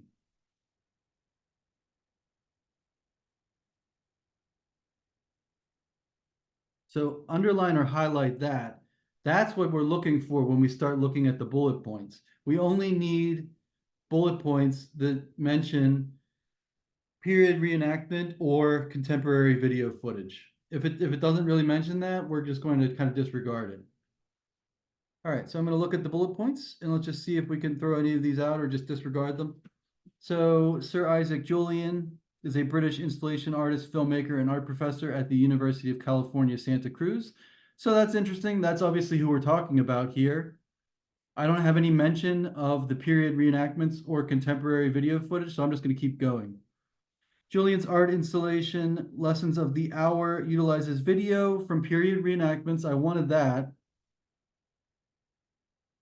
On 5 screens to portray content from the life and lectures of escaped slave and abolitionist Frederick Douglass. Lessons of the Hour contains excerpts from Douglass's key speeches, Lessons of the Hour, What to the Slave is the 4th of July, and lecture on pictures. Interesting. I'm going to keep going. Interposed between the period reenactments, Lessons of the Hour includes footage of present day Baltimore. I wanted that. That is the contemporary video footage that I needed. So I definitely want that one. It looks like so far I might be utilizing bullet point 2 and bullet point 4. Maybe I'll use 5 as well. We'll see. Here's 5. Lessons of the Hour includes a reenactment of African American photographer J.P. Ball making a portrait of Douglass. So we do have a reenactment, so that one may be included. Looks like at most we're going to be utilizing probably 3 bullet points. Oh, I zoomed in somehow. All right, now we'll look at our answer choices, and we just need the answer choice that combines the bullet points that we were looking at. So I'm just going to go through some of the answer choices. If we could disregard it, we'll just cross it off. A, Sir Isaac Julian created the art installation Lessons of the Hour to highlight lectures and scenes from abolitionist Frederick Douglass's life. So that one has no mention of period reenactment or the contemporary video footage. So I'm going to cross it off. Lessons of the Hour includes a reenactment of African American photographer J.P. Ball making a portrait of Douglass, as well as excerpts from Douglass's key speeches. So I did get a reenactment, but I don't have any contemporary video footage, so I can cross this one off. We need to have both of them. Maybe I'll just put both in there. Both. All right, C. Lessons of the Hour includes reenactments of events from the life of abolitionist Frederick Douglass and excerpts from his key speeches, Lessons of the Hour, What to the Slave is the 4th of July, and lecture on pictures. So here we have mention of reenactments, but no mention of contemporary video footage. So now I'm going to read D. Lessons of the Hour includes period reenactments from the life and lectures of escaped slave and abolitionist Frederick Douglass, as well as modern video of the city of Baltimore. So that's our contemporary video footage part. And now we have everything. We have the period reenactment and the contemporary video footage. So that's one of the student question examples. Some of them I've noticed you don't even necessarily need to read the bullet points because what you're looking at is so specific. I think there's one we're going to look at in a little bit where you know it may be helpful to look at the bullet points, but it may not even be totally necessary. It's the thing that you're looking for is always so specific that I think the key to this one is just to underline or highlight what you're looking for, because that at that point the question basically solves itself. These are written very specifically. All right, so that one was D. Here we have a few to do. Okay, maybe I'll just have you try these first 3. Take like about 3 minutes. And I'm going to actually, before you even start them, I'm going to do kind of the work for you. I'm just going to underline the thing that you're looking for. When you were taking the actual test, I want you to do this part. All right, so that's what we're looking for the first one. The next one. This. That's what we're looking for that one. And then this last one, looking for that. Okay, so try these 3. Take 3 minutes. We'll go over them together.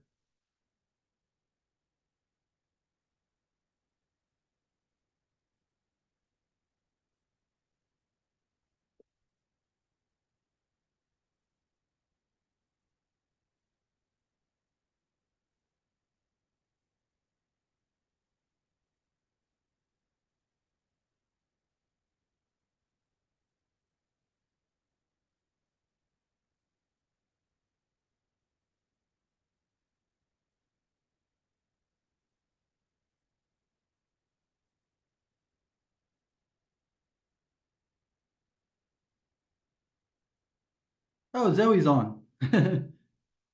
Hey, Zoe. So we're doing this packet. It says expression of ideas, if you want to find that one. All right.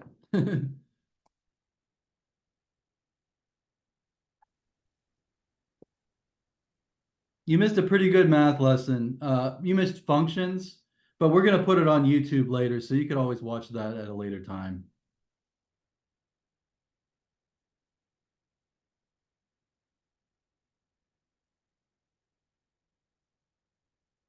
So yeah, we're in this packet. We're on, give you the page number. We're only on page 4. So we're just trying the first 3 questions. These are the student took the following notes questions.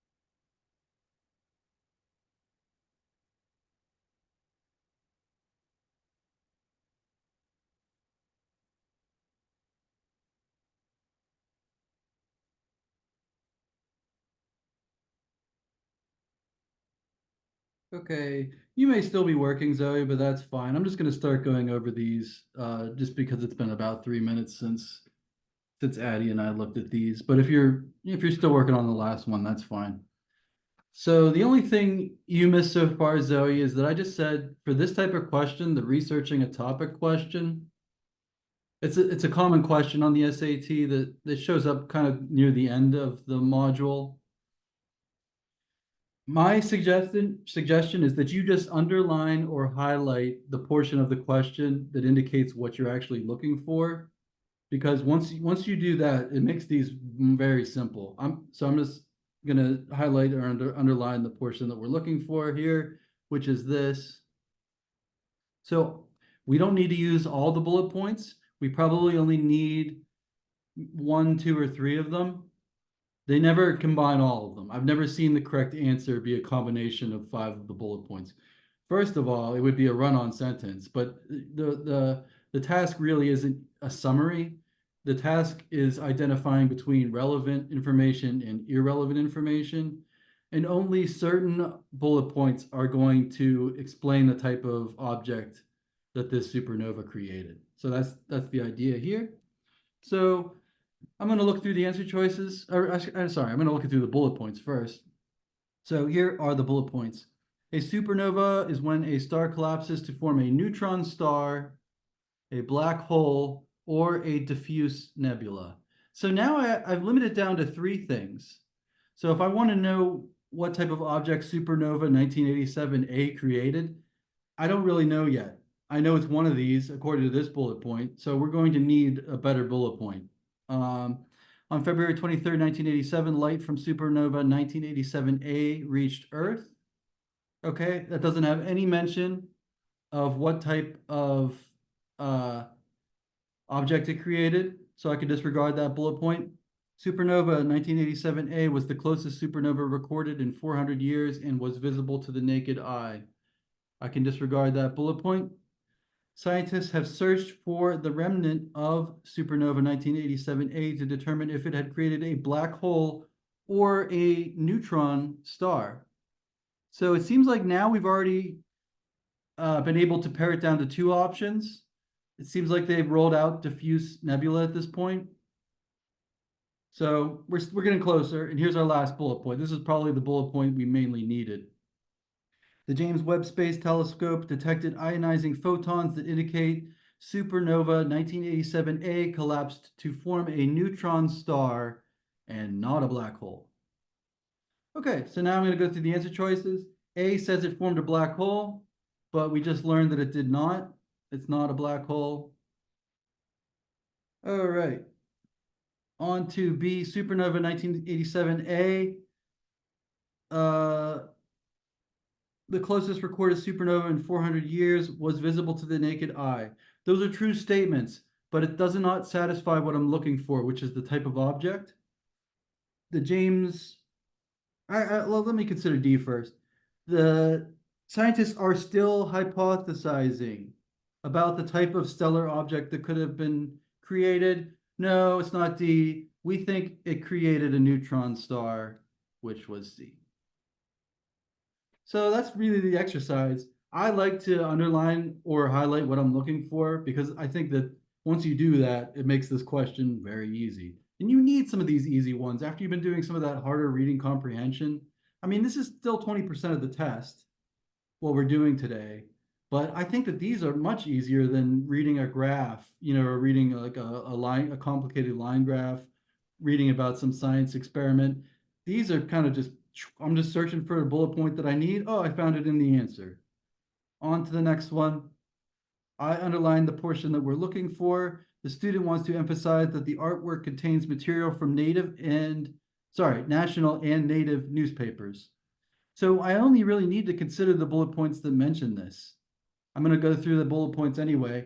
But once you get faster at these, at a certain point, you may not even need to read all of the bullet points. I mean, I would just to double check my answer. All right. Jean Quick-to-See Smith created state names in the year 2000 using oil, collage, and mixed media on canvas. I have no mention of national or native newspapers. State names displays a map of North America dripping with paint, and the only place names present are those with indigenous sources. The indigenous-derived Canadian, American, and Mexican place names are cut from newspaper clippings. Now I'm getting warmer, so we may use that bullet point. State names contains clippings from newspapers such as the New York Times and Charcusta, Smith's Reservations newspaper. Bingo, we definitely need that one. Maybe we need the third bullet point. We definitely need the fourth bullet point. Paint drips of various color encompass the entirety of the map with unlabeled land areas interspersed throughout the composition. Okay, interesting. It's interesting, but it really doesn't mention anything about national or local newspapers. So yeah, so now we're on to answer choice A. State names contains a map of North America, and the place names on the map are clipped from newspapers such as the New York Times and Charcus, so that was the native newspaper. So New York Times is our national one. The native one is the other one. That was the right answer. B has no mention of national or native newspapers. C, no mention of national or native newspapers. D, no mention of national or native newspapers. So I think this is just my commercial for underline the thing we're looking for. Now this makes it very easy. We almost don't even have to read the bullet points, which is crazy. But I mean, I would still probably read, I'd make sure that I could find the information, this information in a bullet point. But I know that's where they're getting the information. They're getting the information from the bullet points. It kind of makes this an easier exercise, I think, to just sort of underline what we're looking for. All right, on to this one. While researching a topic, a student has taken the following notes. I underlined the only thing we're looking for, which is the shape of a Makisu. And I can already tell which answer choice mentions the shape. It's this one. I almost don't have to read all of these bullet points. Yeah, I can see it up here. So it did come from a bullet point, but I don't need to worry that it's a rolling mat, that it's essential to make sushi. That has nothing to do with the shape. That it was created in Japan during the Nara period has nothing to do with the shape. C, the Mikisu allows the chef to compact the ingredients, then slice the sushi. That has no mention of its shape. So I think once you streamline the process, you just realize what I'm looking for. Sometimes you don't even fully have to look at the bullet points. Once I lock in on an answer, though, I probably would just to make sure that came from a bullet point, which it did. I mean, they're not getting this information from nowhere. It's coming from the bullet points. But that's just something that I've noticed. Some of them, the thing that you're looking for is a little less specific.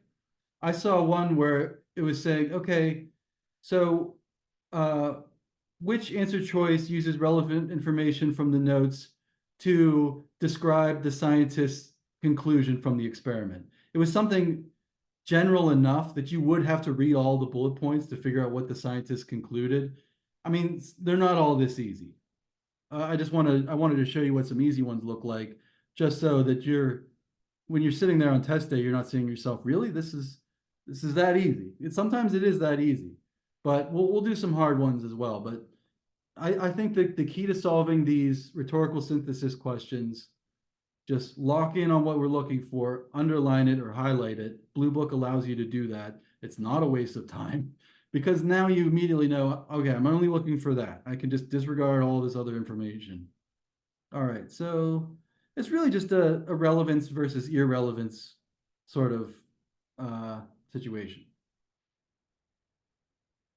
All right, transitional words and phrases. And this is on the SAT and ACT. They test these. All right, so transitional words and phrases logically connect ideas within your writing. They add cohesion because they state relationships rather than leave it up to the reader to infer what the relationship is. So if I want to present my audience with an example of what I was just talking about, I could say, for example, in February, the average daily lows was they were 20 degrees. Like I could just say, okay, for example, this is my example.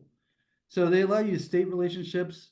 Now I could have just presented, okay, the average daily lows in February, the average daily low was 20 degrees in February. And I could just leave it up to my reader to understand that that was an example of what I was just saying previously. But it's nice to state the relationship. It makes your writing easier to understand. So here's the important part. Incorrectly used transitional words will conflict with the logic of the passage and they will obscure meaning rather than reinforce it. I think that's the key to this type of question on the SAT and the ACT. This is on both exams. So all they do is mix them up. So maybe moreover would make sense in the context of your passage. Moreover, I'm just giving you more information. But they'll mix it up with another one. They'll mix it up with notwithstanding. And they'll expect for you to understand that, hey, there's a problem here. One made sense, the other one doesn't make any sense. So there are 4 types of transitional words and phrases. Transitional words and phrases can be additive in nature, and pull a plus sign, and they move us into the direction we would expect to be traveling in. Transitional words and phrases can be adversarial in nature, and pull a minus sign, and they can move us into the opposite direction than we would expect. They can be causal, so they could involve logic. So if this is true, then that. If this, then that. Or they can be sequential in nature. I'm gonna put a little 1, 2, 3, 4, etc. So I can sequence information. I could say first this happened, second this happened, third, finally this happened. It might be a nice way to present an argument, just number it maybe. But I'm going to go through all the different types of transitional words and phrases so you can see all of the examples. But these are all the transitional words and phrases you'll commonly see in English. And all they do on the test is just mix them up. So additive transitions add things and pull a plus sign, and they move us into a direction we would expect. Nothing crazy, just I'm adding things. So additive transitions introduce information, show similarities, or add things. Here are some additive transitions. Additionally, actually, indeed, further, moreover, for example, for instance, furthermore, in fact, in other words, in the meantime, let alone, in addition, to illustrate regarding this with regard to similarly, likewise, namely, specifically, that is, and to be sure. So all of these statements are just adding, we're just adding a little bit more, and we're going, nothing unexpected. Now, the adversarial transitions are unexpected. I'm gonna put a little minus sign here. They subtract things. So sometimes they do a complete 180. They always subtract something. These actually vary in intensity. We may just be making a small concession, notwithstanding. Or be that as that may. Be that as it may, we can subtract things, but we can subtract things, just minor things. Admittedly, maybe I'm just subtracting something small, making a small concession. Sometimes we're going to be doing a complete 180, like with the however, the but, the despite, although. Sometimes we're doing a complete 180 degrees, turning around. We're going into the opposite direction we would expect, and we're subtracting things. Sometimes we're going to subtract everything. We're going to go complete the other direction. So these types of transitions reveal conflict. They make concessions, show discrepancies, or subtract things. Here they are. The adversarial transitions are but, however, in or by contrast, although, more importantly, nevertheless, nonetheless, despite, in spite of, regardless, rather, admittedly, in any case, after all, be that as it may, conversely, on the contrary, on the other hand, notwithstanding, and yet. So all of these statements subtract something. Sometimes we're doing a complete 180, or sometimes I just need to make a small concession, admittedly, something was the case. Causal transitions. So we use these for logic. So Socrates is a man, all men are mortal, therefore Socrates is mortal. We can use these for logic statements. I think, therefore I am. I think, thus I am. These are actually equivalent. Maybe I should make a note of that. Therefore means thus. These are synonymous. So if you ever see these on the SAT, they're the same thing. I think, therefore I am. I think, thus I am. They mean the same thing. So these all show logical relationships. If this happens, then this will happen. Some causal transitions are because, due to, being that, in that, for, granting that, provided that, in that case, consequently, hence, so, for this or that reason, therefore, thus, accordingly, as a result, as such, and then. So those are logical transitions. And then this is the last kind. We can have sequential transitions. So I can sequence information in my argument. It's just nice to be able to organize things sequentially.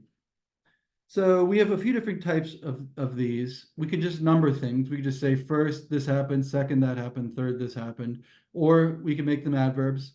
Firstly, secondly, thirdly, fourthly. You can go as far as you want. We have some beginning ones. So you might want to start with the beginning of the situation. So to begin with, the Earth was a hot ball of, molten rock. We could go way back if we need to. Initially, here's some more starting ones. At first of all, subsequently. So I can add one. That might be useful. But we can also go back.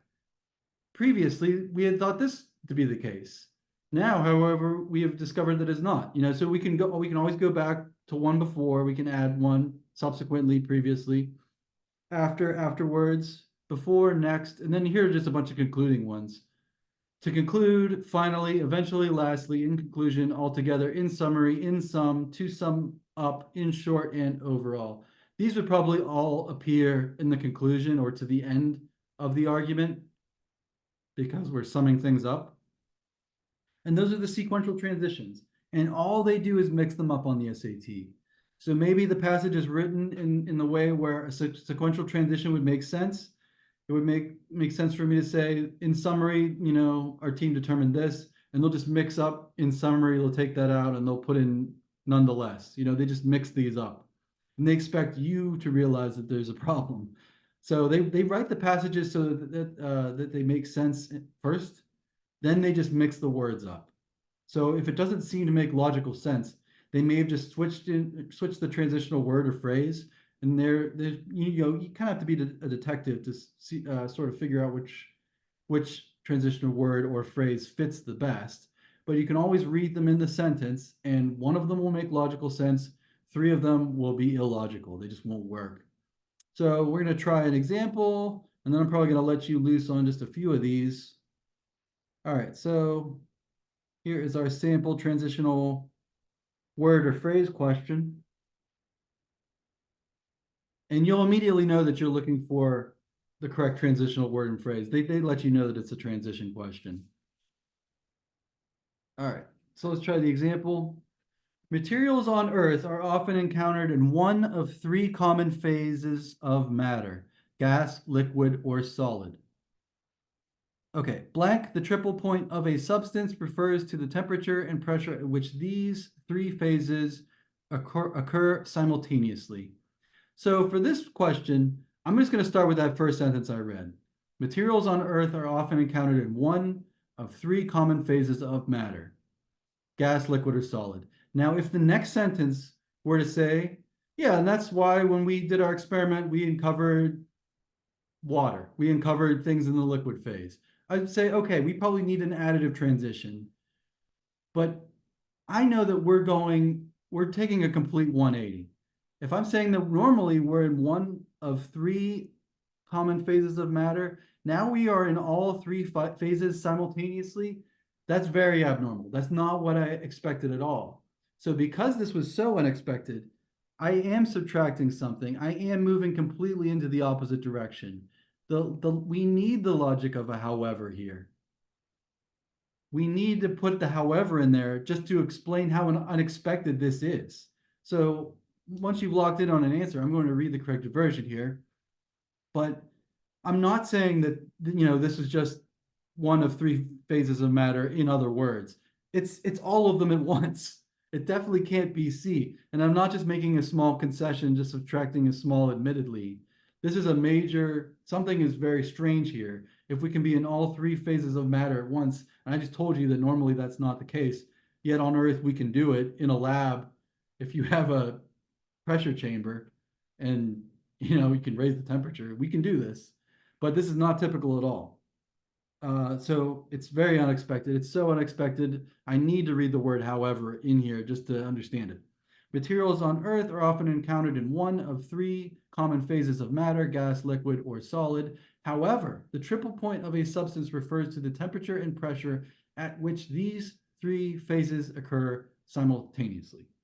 All right, so that was an adversarial transition. We needed the adversarial transition. All right. All right, so here we have an exercise. So we have 5 total here.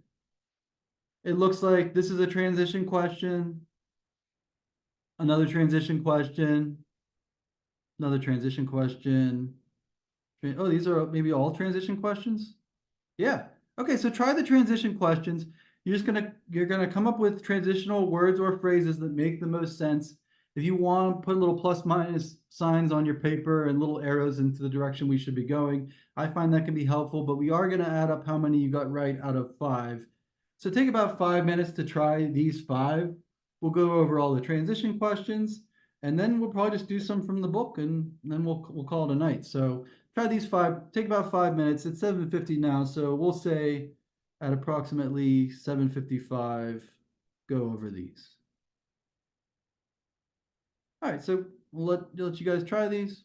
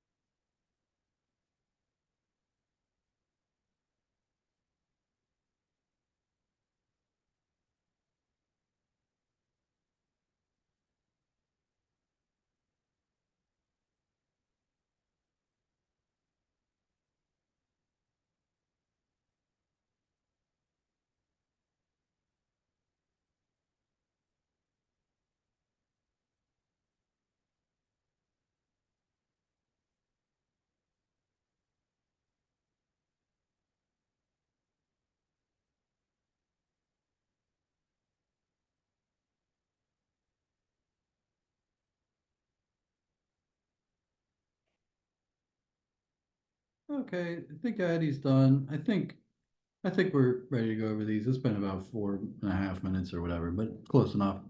So we're gonna look at some transitional words and phrases. I mean, this is the last 20% of the test, really, is all we're doing today. So the student took the following notes and then these, the transitional words and phrases. But it's still important, but it's not, it's not like the reading comprehension, which is, a significant amount, 30%. All right, so, or the grammar, which is a significant amount, but here we go. So amber is the fossilized resin of conifers, and the oldest sample dates to 320 million years ago.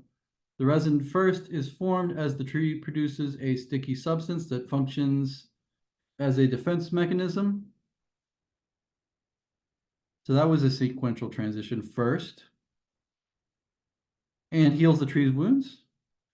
The resin next, that's another sequential transition.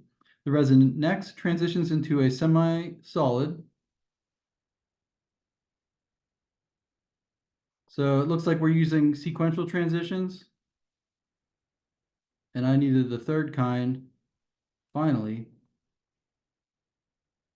the resin darkens and solidifies into a solid structure.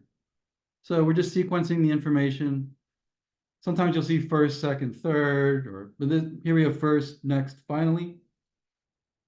And the logic of a conversely wouldn't make any sense here. We don't need an adversarial transition like nevertheless or still. Those wouldn't make any sense. All right, so that was a sequence. On to the next one. All right.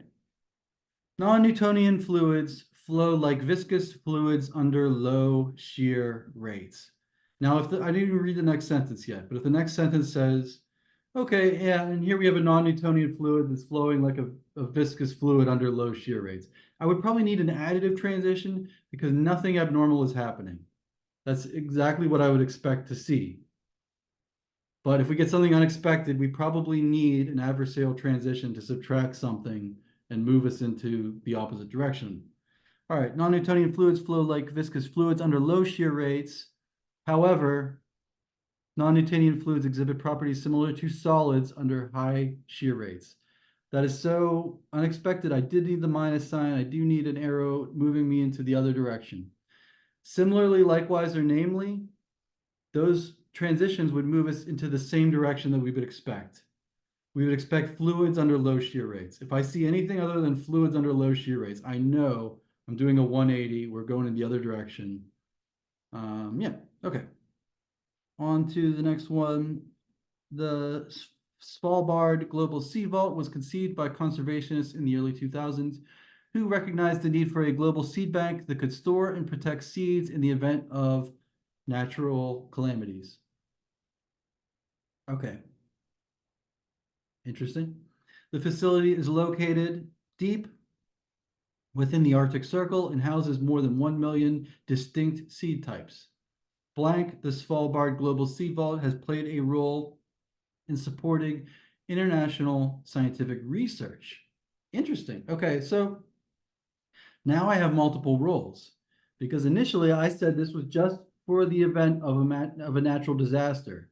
Now they're using this in research. That's the second thing. So I can't say, oh, in other words, because we're using this for natural calamities. In other words, that means that we're using it for research. That's something else. That's not the same thing, in other words. We need in addition, because this is the first thing we're using it for. In the event of a natural calamity, we can regrow that tree or whatever. And here's the second thing. Oh, now we're using these seeds in research. Okay, that's the second thing. So we did need a plus sign and we did need an arrow into the direction we would expect. We are just adding another use. We have use number one, here's use number two. So in addition to that first use, I could have a second use. We're not subtracting anything. I don't need the logic of a nevertheless here. I don't need to make a concession. And I'm not trying to say this was the result of the other thing, because we don't know that it is. All right, on to number 4. All right, we need to transition a word or phrase.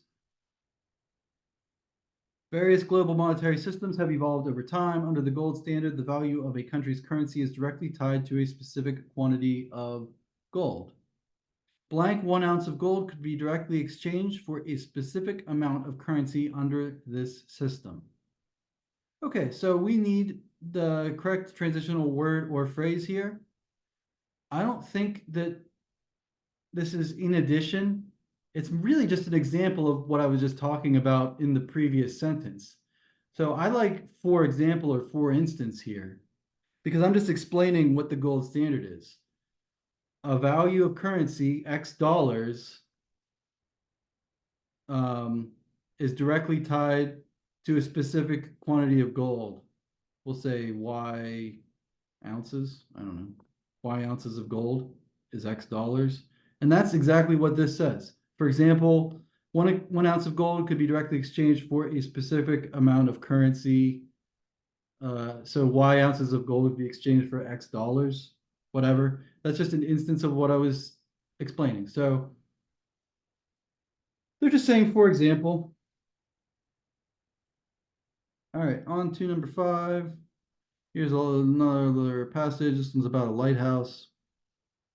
Early methods of creating lighthouse beacons had limitations. In the early 19th century, Augustin Jean Fresnel, a French physicist, created a stepped lens that could reflect light over long distances. Blank, the Fresnel lens dramatically increased not only the visibility of the lighthouse beacon, but the safety of the seas. All right, so I don't think that I'm subtracting anything here. I don't think I need adversarial transitions such as conversely or nevertheless. And I don't think the logic of on the other hand would make any sense here. But as a result would. I'm going to read the corrected version. So this physicist created a stepped lens that could reflect light over long distances. As a result of this invention, the Fresnel lens dramatically increased not only the visibility of the lighthouse beacon, but the safety of the seas. Okay, so good. We did all the transitional words and phrases, questions. So add up how many you got right out of 5. Maybe I missed one. That would still be okay. I would think you're still probably in the 700s. Just be careful. If you got all 5 out of 5 in our exercise here, you really understand transitions. I like my little system of putting little plus or minus signs there. You can always do that, mentally. But the logic of a nevertheless is going to be very different than the logic of a moreover. They just mean different things. So once you kind of locked in on an answer or realized the logic of the passage, you could sort of figure these out a little bit, I think. I want to do some book ones, so I'm going to give you a page number of some to try from the blue book. And to be honest with you, this will be the last thing we do tonight. We're just going to do some of those student bullet point questions, and we're going to do some of these logical transitional words and phrases questions. So let me just find the page from the blue book. We'll try just drill some of these, and then we'll be good for tonight. I'm just going to find the page number. All right, so this is page 169 in the blue book. And it looks like we have 8 questions total. So we will add up how many we got right and mark it out of 8. Try to get 7 or 8 of these right. If you can do that, and some of these are pretty hard. If you can do that, you're going to be perfect for the SAT. And when it's coming pretty soon. Not to scare anybody, but it's creeping up on us. So try these 8. Take about 10 minutes. I'll give you a good amount of time for these just because some of them are hard and you have to read these bulleted lists. But try that strategy of just underlining what you need to look for with the bulleted list. I think it really makes that an easier type of problem.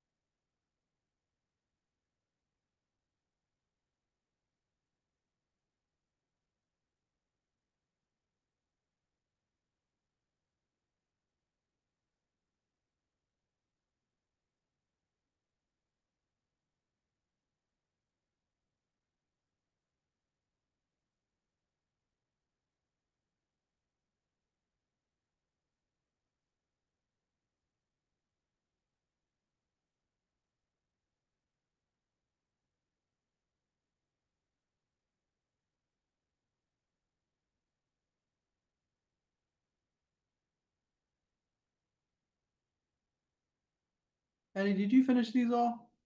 I'm just getting a sense of the time. And Zoe, did you try them all? Yeah, I did. All right, let's go over them then. You guys are done.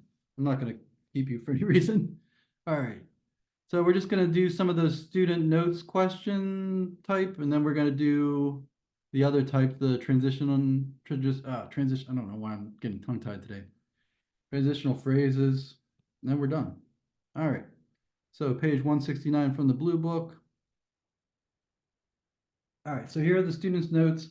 I am going to underline the thing that we're looking for. This is what we're looking for. Always do that in the Blue Book software. It's not a waste of time. It takes no time at all. And now I immediately know what I'm looking for. And this is an easy one. I said that there's some easy for this researching a topic question. There are easy ones and then there are harder ones. This one's so easy. Technically, did you even need to read all of the bullet points to answer it? I think you could just read the answer choices because the only one that mentions what she's best known for is this one. Yes, it also is up here. I would probably just make sure that it's in a bullet point, but we know that they're pulling all this information from the bullet points. So on some of the really easy ones, you might not even really have to read all of those bullet points. If you're running out of time, just be aware that, if I'm just looking for this, her most well-known achievement. So yes, A mentions her achievements, many achievements, but do I have the most well-known one? No, absolutely not. All right, C doesn't tell me that it tells me it's an original work, but it doesn't tell me it's something that she's best known for. I don't know that with C. I'm learning that she's combining flute playing with beatboxing, but no mention of her best known work, which was a YouTube video performance. All right, so that was an easy one. They're going to get a little harder. Yeah, this one's harder. So this one is one that I think you probably would have to read all the bullet points because they're asking me about the study's finding.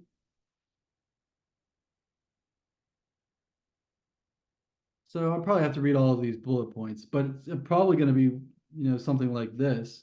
This team found something. All right, I'm going to read them all. A thermal inversion is a phenomenon where a layer of atmosphere is warmer than the layer beneath it. In 2022, a team of researchers studied the presence of thermal inversions in 25 gas giants. Gas giants are planets largely composed of helium and hydrogen. The team found that the gas giants featuring a thermal inversion were also likely to contain heat-absorbing metals. All right, so we're looking for the study's findings. So if they found something, we probably need that bullet point. I'm going to read the next one. One explanation for this relationship from the previous bullet point, I might need this one too, is that these metals may reside in a planet's upper atmosphere where their absorbed heat causes an increase in temperature. So primarily, I think I need those final two bullet points in an answer choice.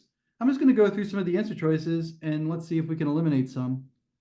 All right, gas giants were likely to contain heat-absorbing metals when they featured a layer of atmosphere warmer than the layer beneath it. Researchers found this phenomenon is known as a thermal inversion. One thing I want you to be aware of is that if you're reading an answer choice and it sounds incredibly convoluted and maybe as if it were written backwards, like if we're mixing up cause and effect, it's probably the wrong answer. And then we're like having a stutter stop here. Researchers found stop. This phenomenon is also is known as a thermal inversion. It's not a way that we would typically write our sentences. That's what I'm just trying to just. So gas giants were likely to contain heat absorbing metals. This was reversing cause and effect. I'd probably say something like gas giants were likely to experience a thermal inversion when they contained heat absorbing metals. You see how they're mixing up the wording backwards? And it's just these pauses and there's a better answer choice that combines these final two bullet points. I mean, we're getting warmer. All right, B, the team studied thermal inversions of 25 gas giants, which are largely composed of helium and hydrogen. Okay, interesting. There's no finding. Make a note of that. What did they find? I just know that they're studying them, or they studied them. No finding in that one. D, heat absorbing metals may reside in a planet's upper atmosphere. This doesn't even mention that what type of planets we're talking about. We're talking about gas giants. Correct version would be C. Researchers found that gas giants featuring a thermal inversion were likely to contain heat absorbing metals, which may reside in the planet's upper atmospheres. That is a perfect combination of these two bullet points. It's not wordy, it's not convoluted, it's not backwards. It's just exactly probably how I could combine those two into one sentence. That was their finding. All right, on to the next. But that was a little harder. And that one I would say you absolutely have to read all these bullet points to know what they found or what we were talking about. This is a little more complicated because it's a science passage, and then I have to realize, okay, it's thermally inverted, so what we'd expect to be on the bottom is on the top, blah blah blah. Like it's a little more complicated. All right, on to number 3. All right, while researching a topic, a student taking the following notes. So the second I see those words, I know I should underline a portion of the question. I should underline this. I'm looking for the thoroughness of Ida Tarbell's investigation of the Standard Oil Company.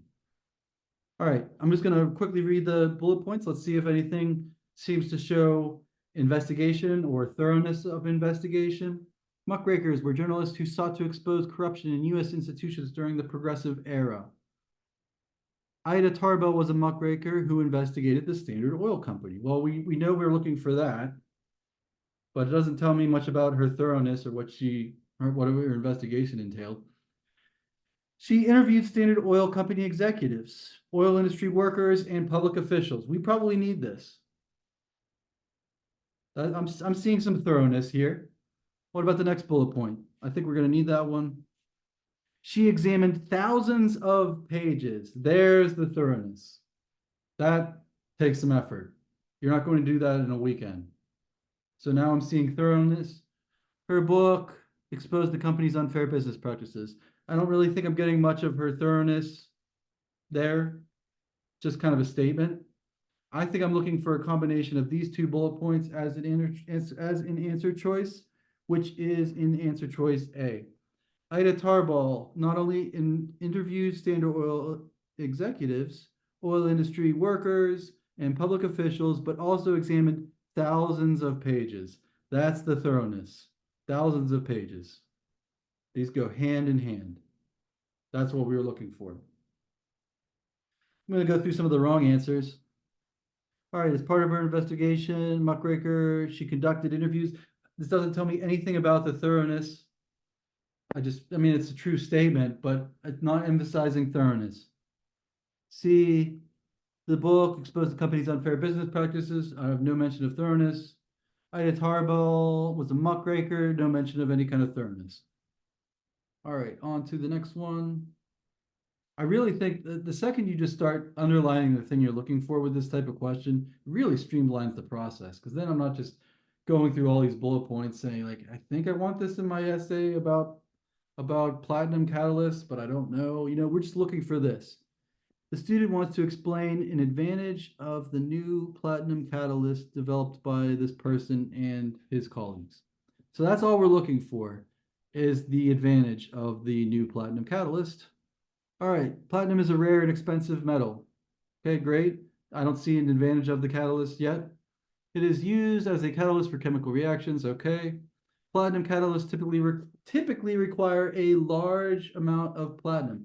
Well, that might be a good indicator of what my new catalyst, if my new catalyst doesn't require a large amount of platinum, that might be the advantage. Researcher Jimbo Tang and his colleagues created a platinum catalyst that combines platinum with liquid gallium. Okay, interesting. Their catalyst was highly effective and required only trace amounts of platinum. That surely must be the advantage. 0.00001% of the atoms in the mixture. That's great. Platinum is extremely expensive. Yeah, all right, so that's probably the advantage. So we need that in an answer choice. Let's go through some of these. And if it's a wrong answer, we're just going to cross it off. All right, does A show us the advantage of the new platinum catalyst? Like other platinum catalysts, the new platinum catalyst requires a particular amount of the metal to be effective. I guess that's a true statement, but the whole point of this thing is it requires much, much less. I'm going to cross it off. A particular amount of the metal? Okay. That's so vague. Sure. Technically, it's true. That doesn't show me the huge advantage of this thing. Okay. On to C. Platinum is a rare and expensive metal that is used as a catalyst for chemical reactions. However, platinum catalysts typically require a large amount of platinum to be effective. Okay, but that doesn't tell me that my new catalyst does not require a large amount of platinum to be effective. You see how this one is written in the negative? That's not the right answer yet. I mean, it's a statement, but it doesn't tell me about the new catalyst. All right, D, researcher Tang and his colleagues created a platinum catalyst that combines platinum, a rare and expensive metal, with liquid gallium. Yeah, but how much platinum? Do you see how answer choice D again just sidesteps the entire thing that we're interested in? We're interested in B. While still highly effective, the new platinum catalyst requires far less of the rare and expensive metal than do other platinum catalysts. That's the whole thing we're looking for. That is the advantage of the new platinum catalyst. So I like to highlight what we're looking for. I think it makes these easier. Now we're on to a transitional word or phrase. All right. And just keep going along, keep trucking with me, guys. You guys are really, I mean, you're really investing time in your own future. I think this is really going to help you on test day. I mean, I know it seems a little mundane. We're just doing some questions here, but everything you've done since we've started this course, it's just building on itself. And I'm just crossing my fingers for some really amazing scores. I'm not being facetious here. All right, a 2017 study of sign language learners tested the role of iconicity, the similarity of a sign to the thing it represents in language acquisition. The study found that the greater the iconicity of the sign, the more likely it was to have been learned. I can think of an example of this because they made us learn the alphabet in sign language. Iconicity, this is a J. It looks like a J. I still remember that all these years later. That's probably so far long ago I learned that. Blank, the correlation between acquisition and iconicity was lower than that between acquisition and another factor studied, sign frequency, which would make sense. How much we are signing the sign would have to contribute to how much we remember it. But I still remember that J. I think we were just making a slight concession here. A little minus sign and an arrow in the opposite direction. Granted, the correlation between acquisition and iconicity was lower than that between acquisition and another factor studied, sign frequency. So I can make a slight concession. I can say, look, iconicity of a sign is important to its acquisition, but it's not as important as sign frequency, which would make sense. The amount of times I'm signing the sign is going to contribute as well, and to a greater degree. It's lower than that of the sign frequency. All right, so that one was C. All right, so we can make slight concessions using adversarial transitions. On to number 6. Just a couple more of these and we're done. Before the 1847 introduction of the U.S. postage stamp, the cost of postage was usually paid by the recipient of a letter rather than the sender. Wow. And recipients were not always able or willing to pay promptly. You don't say. I think that's kind of funny. Half of the mail that they send me, I would not pay for it either. Take it back. I don't want the junk mail. All right, blank collecting this fee could be slow and arduous, and heaps of unpaid for undeliverable mail piled up in post offices. Yeah, I wouldn't pay for that mail either. I think that this is an if this then that sort of relationship, a logical relationship. So if we require recipients to pay for their mail, then consequently no one's going to want to pay for the mail. Yeah, so that one's a causal transition. C7. The number of dark spots that appear on the sun, known as sunspots, can vary greatly. For example, there were about 180 sunspots in November 2001. Blank, there were only about 2 sunspots in December 2008. So that's very different. I don't think that I could say, in other words, they're about the same, or similarly, they're about the same. I could say, by comparison, they are very different. 180 greater than 2. Going back to math, I guess. I don't know. I don't know why I'm getting loopy. Last one. All right. It has long been thought that humans first crossed a land bridge into the Americas approximately 13,000 years ago. Now, I'm not even going to read the next sentence. If I were to read the next sentence and it says, yeah, and that's why we were right. Human beings crossed into the Americas roughly 13,000 years ago. I would probably need an additive transition, not an adversarial transition. Now, if I'm going to read this next sentence and it says that, okay, we reached America at a very different time, I'm probably going to need an adversarial transition to compensate for that, because otherwise we need to explain the huge discrepancy. All right, I'm going to read the next sentence. Blank, based on radiocarbon dating of samples uncovered in Mexico, a research team recently suggested that humans may have arrived more than 30,000 years ago, much earlier than previously thought. Those are so different. I need the minus sign. I need the logic of a however to move us into the opposite direction. There's nothing similar here. Similar would make no sense. And I'm not saying that one thing is a result of the other thing. And I can't just say, in conclusion, we were right. It's roughly 13,000 years ago. We need the logic of a however. Let me put the however where it lives. However, based on radiocarbon dating, we realized that this must have been much earlier than previously thought, 30,000 years. Big difference. Okay, so add up how many you got right out of 8. I think it's important to keep track of this. Hopefully you're only maybe missing one. Maybe you missed that one about the thermal inversions, but you got most of them. I think you'd be in the 700s for sure. If you got all 8 of them, you're in the 700s. You're going to have an amazing score when you take the SAT real soon. All right, I don't want to keep you guys. Thanks, Zoe, for coming on late. We really appreciate it. I'll put this on YouTube maybe tomorrow so you can watch that. It's just a function lesson if you want to do it on your own, and then you can check your work later, or if you want to watch the whole thing later. I'll put it up there. It is one of the meatier lessons. Addie stuck around for the whole thing, so I would recommend it. We have one final class next week, and then we're good. So that's it. I'm going to sign us off, and have a great night. Thanks, Addie. Thanks for sticking around, and thanks, Zoe. Thanks for coming on late. Thank you. Yep, have a great night.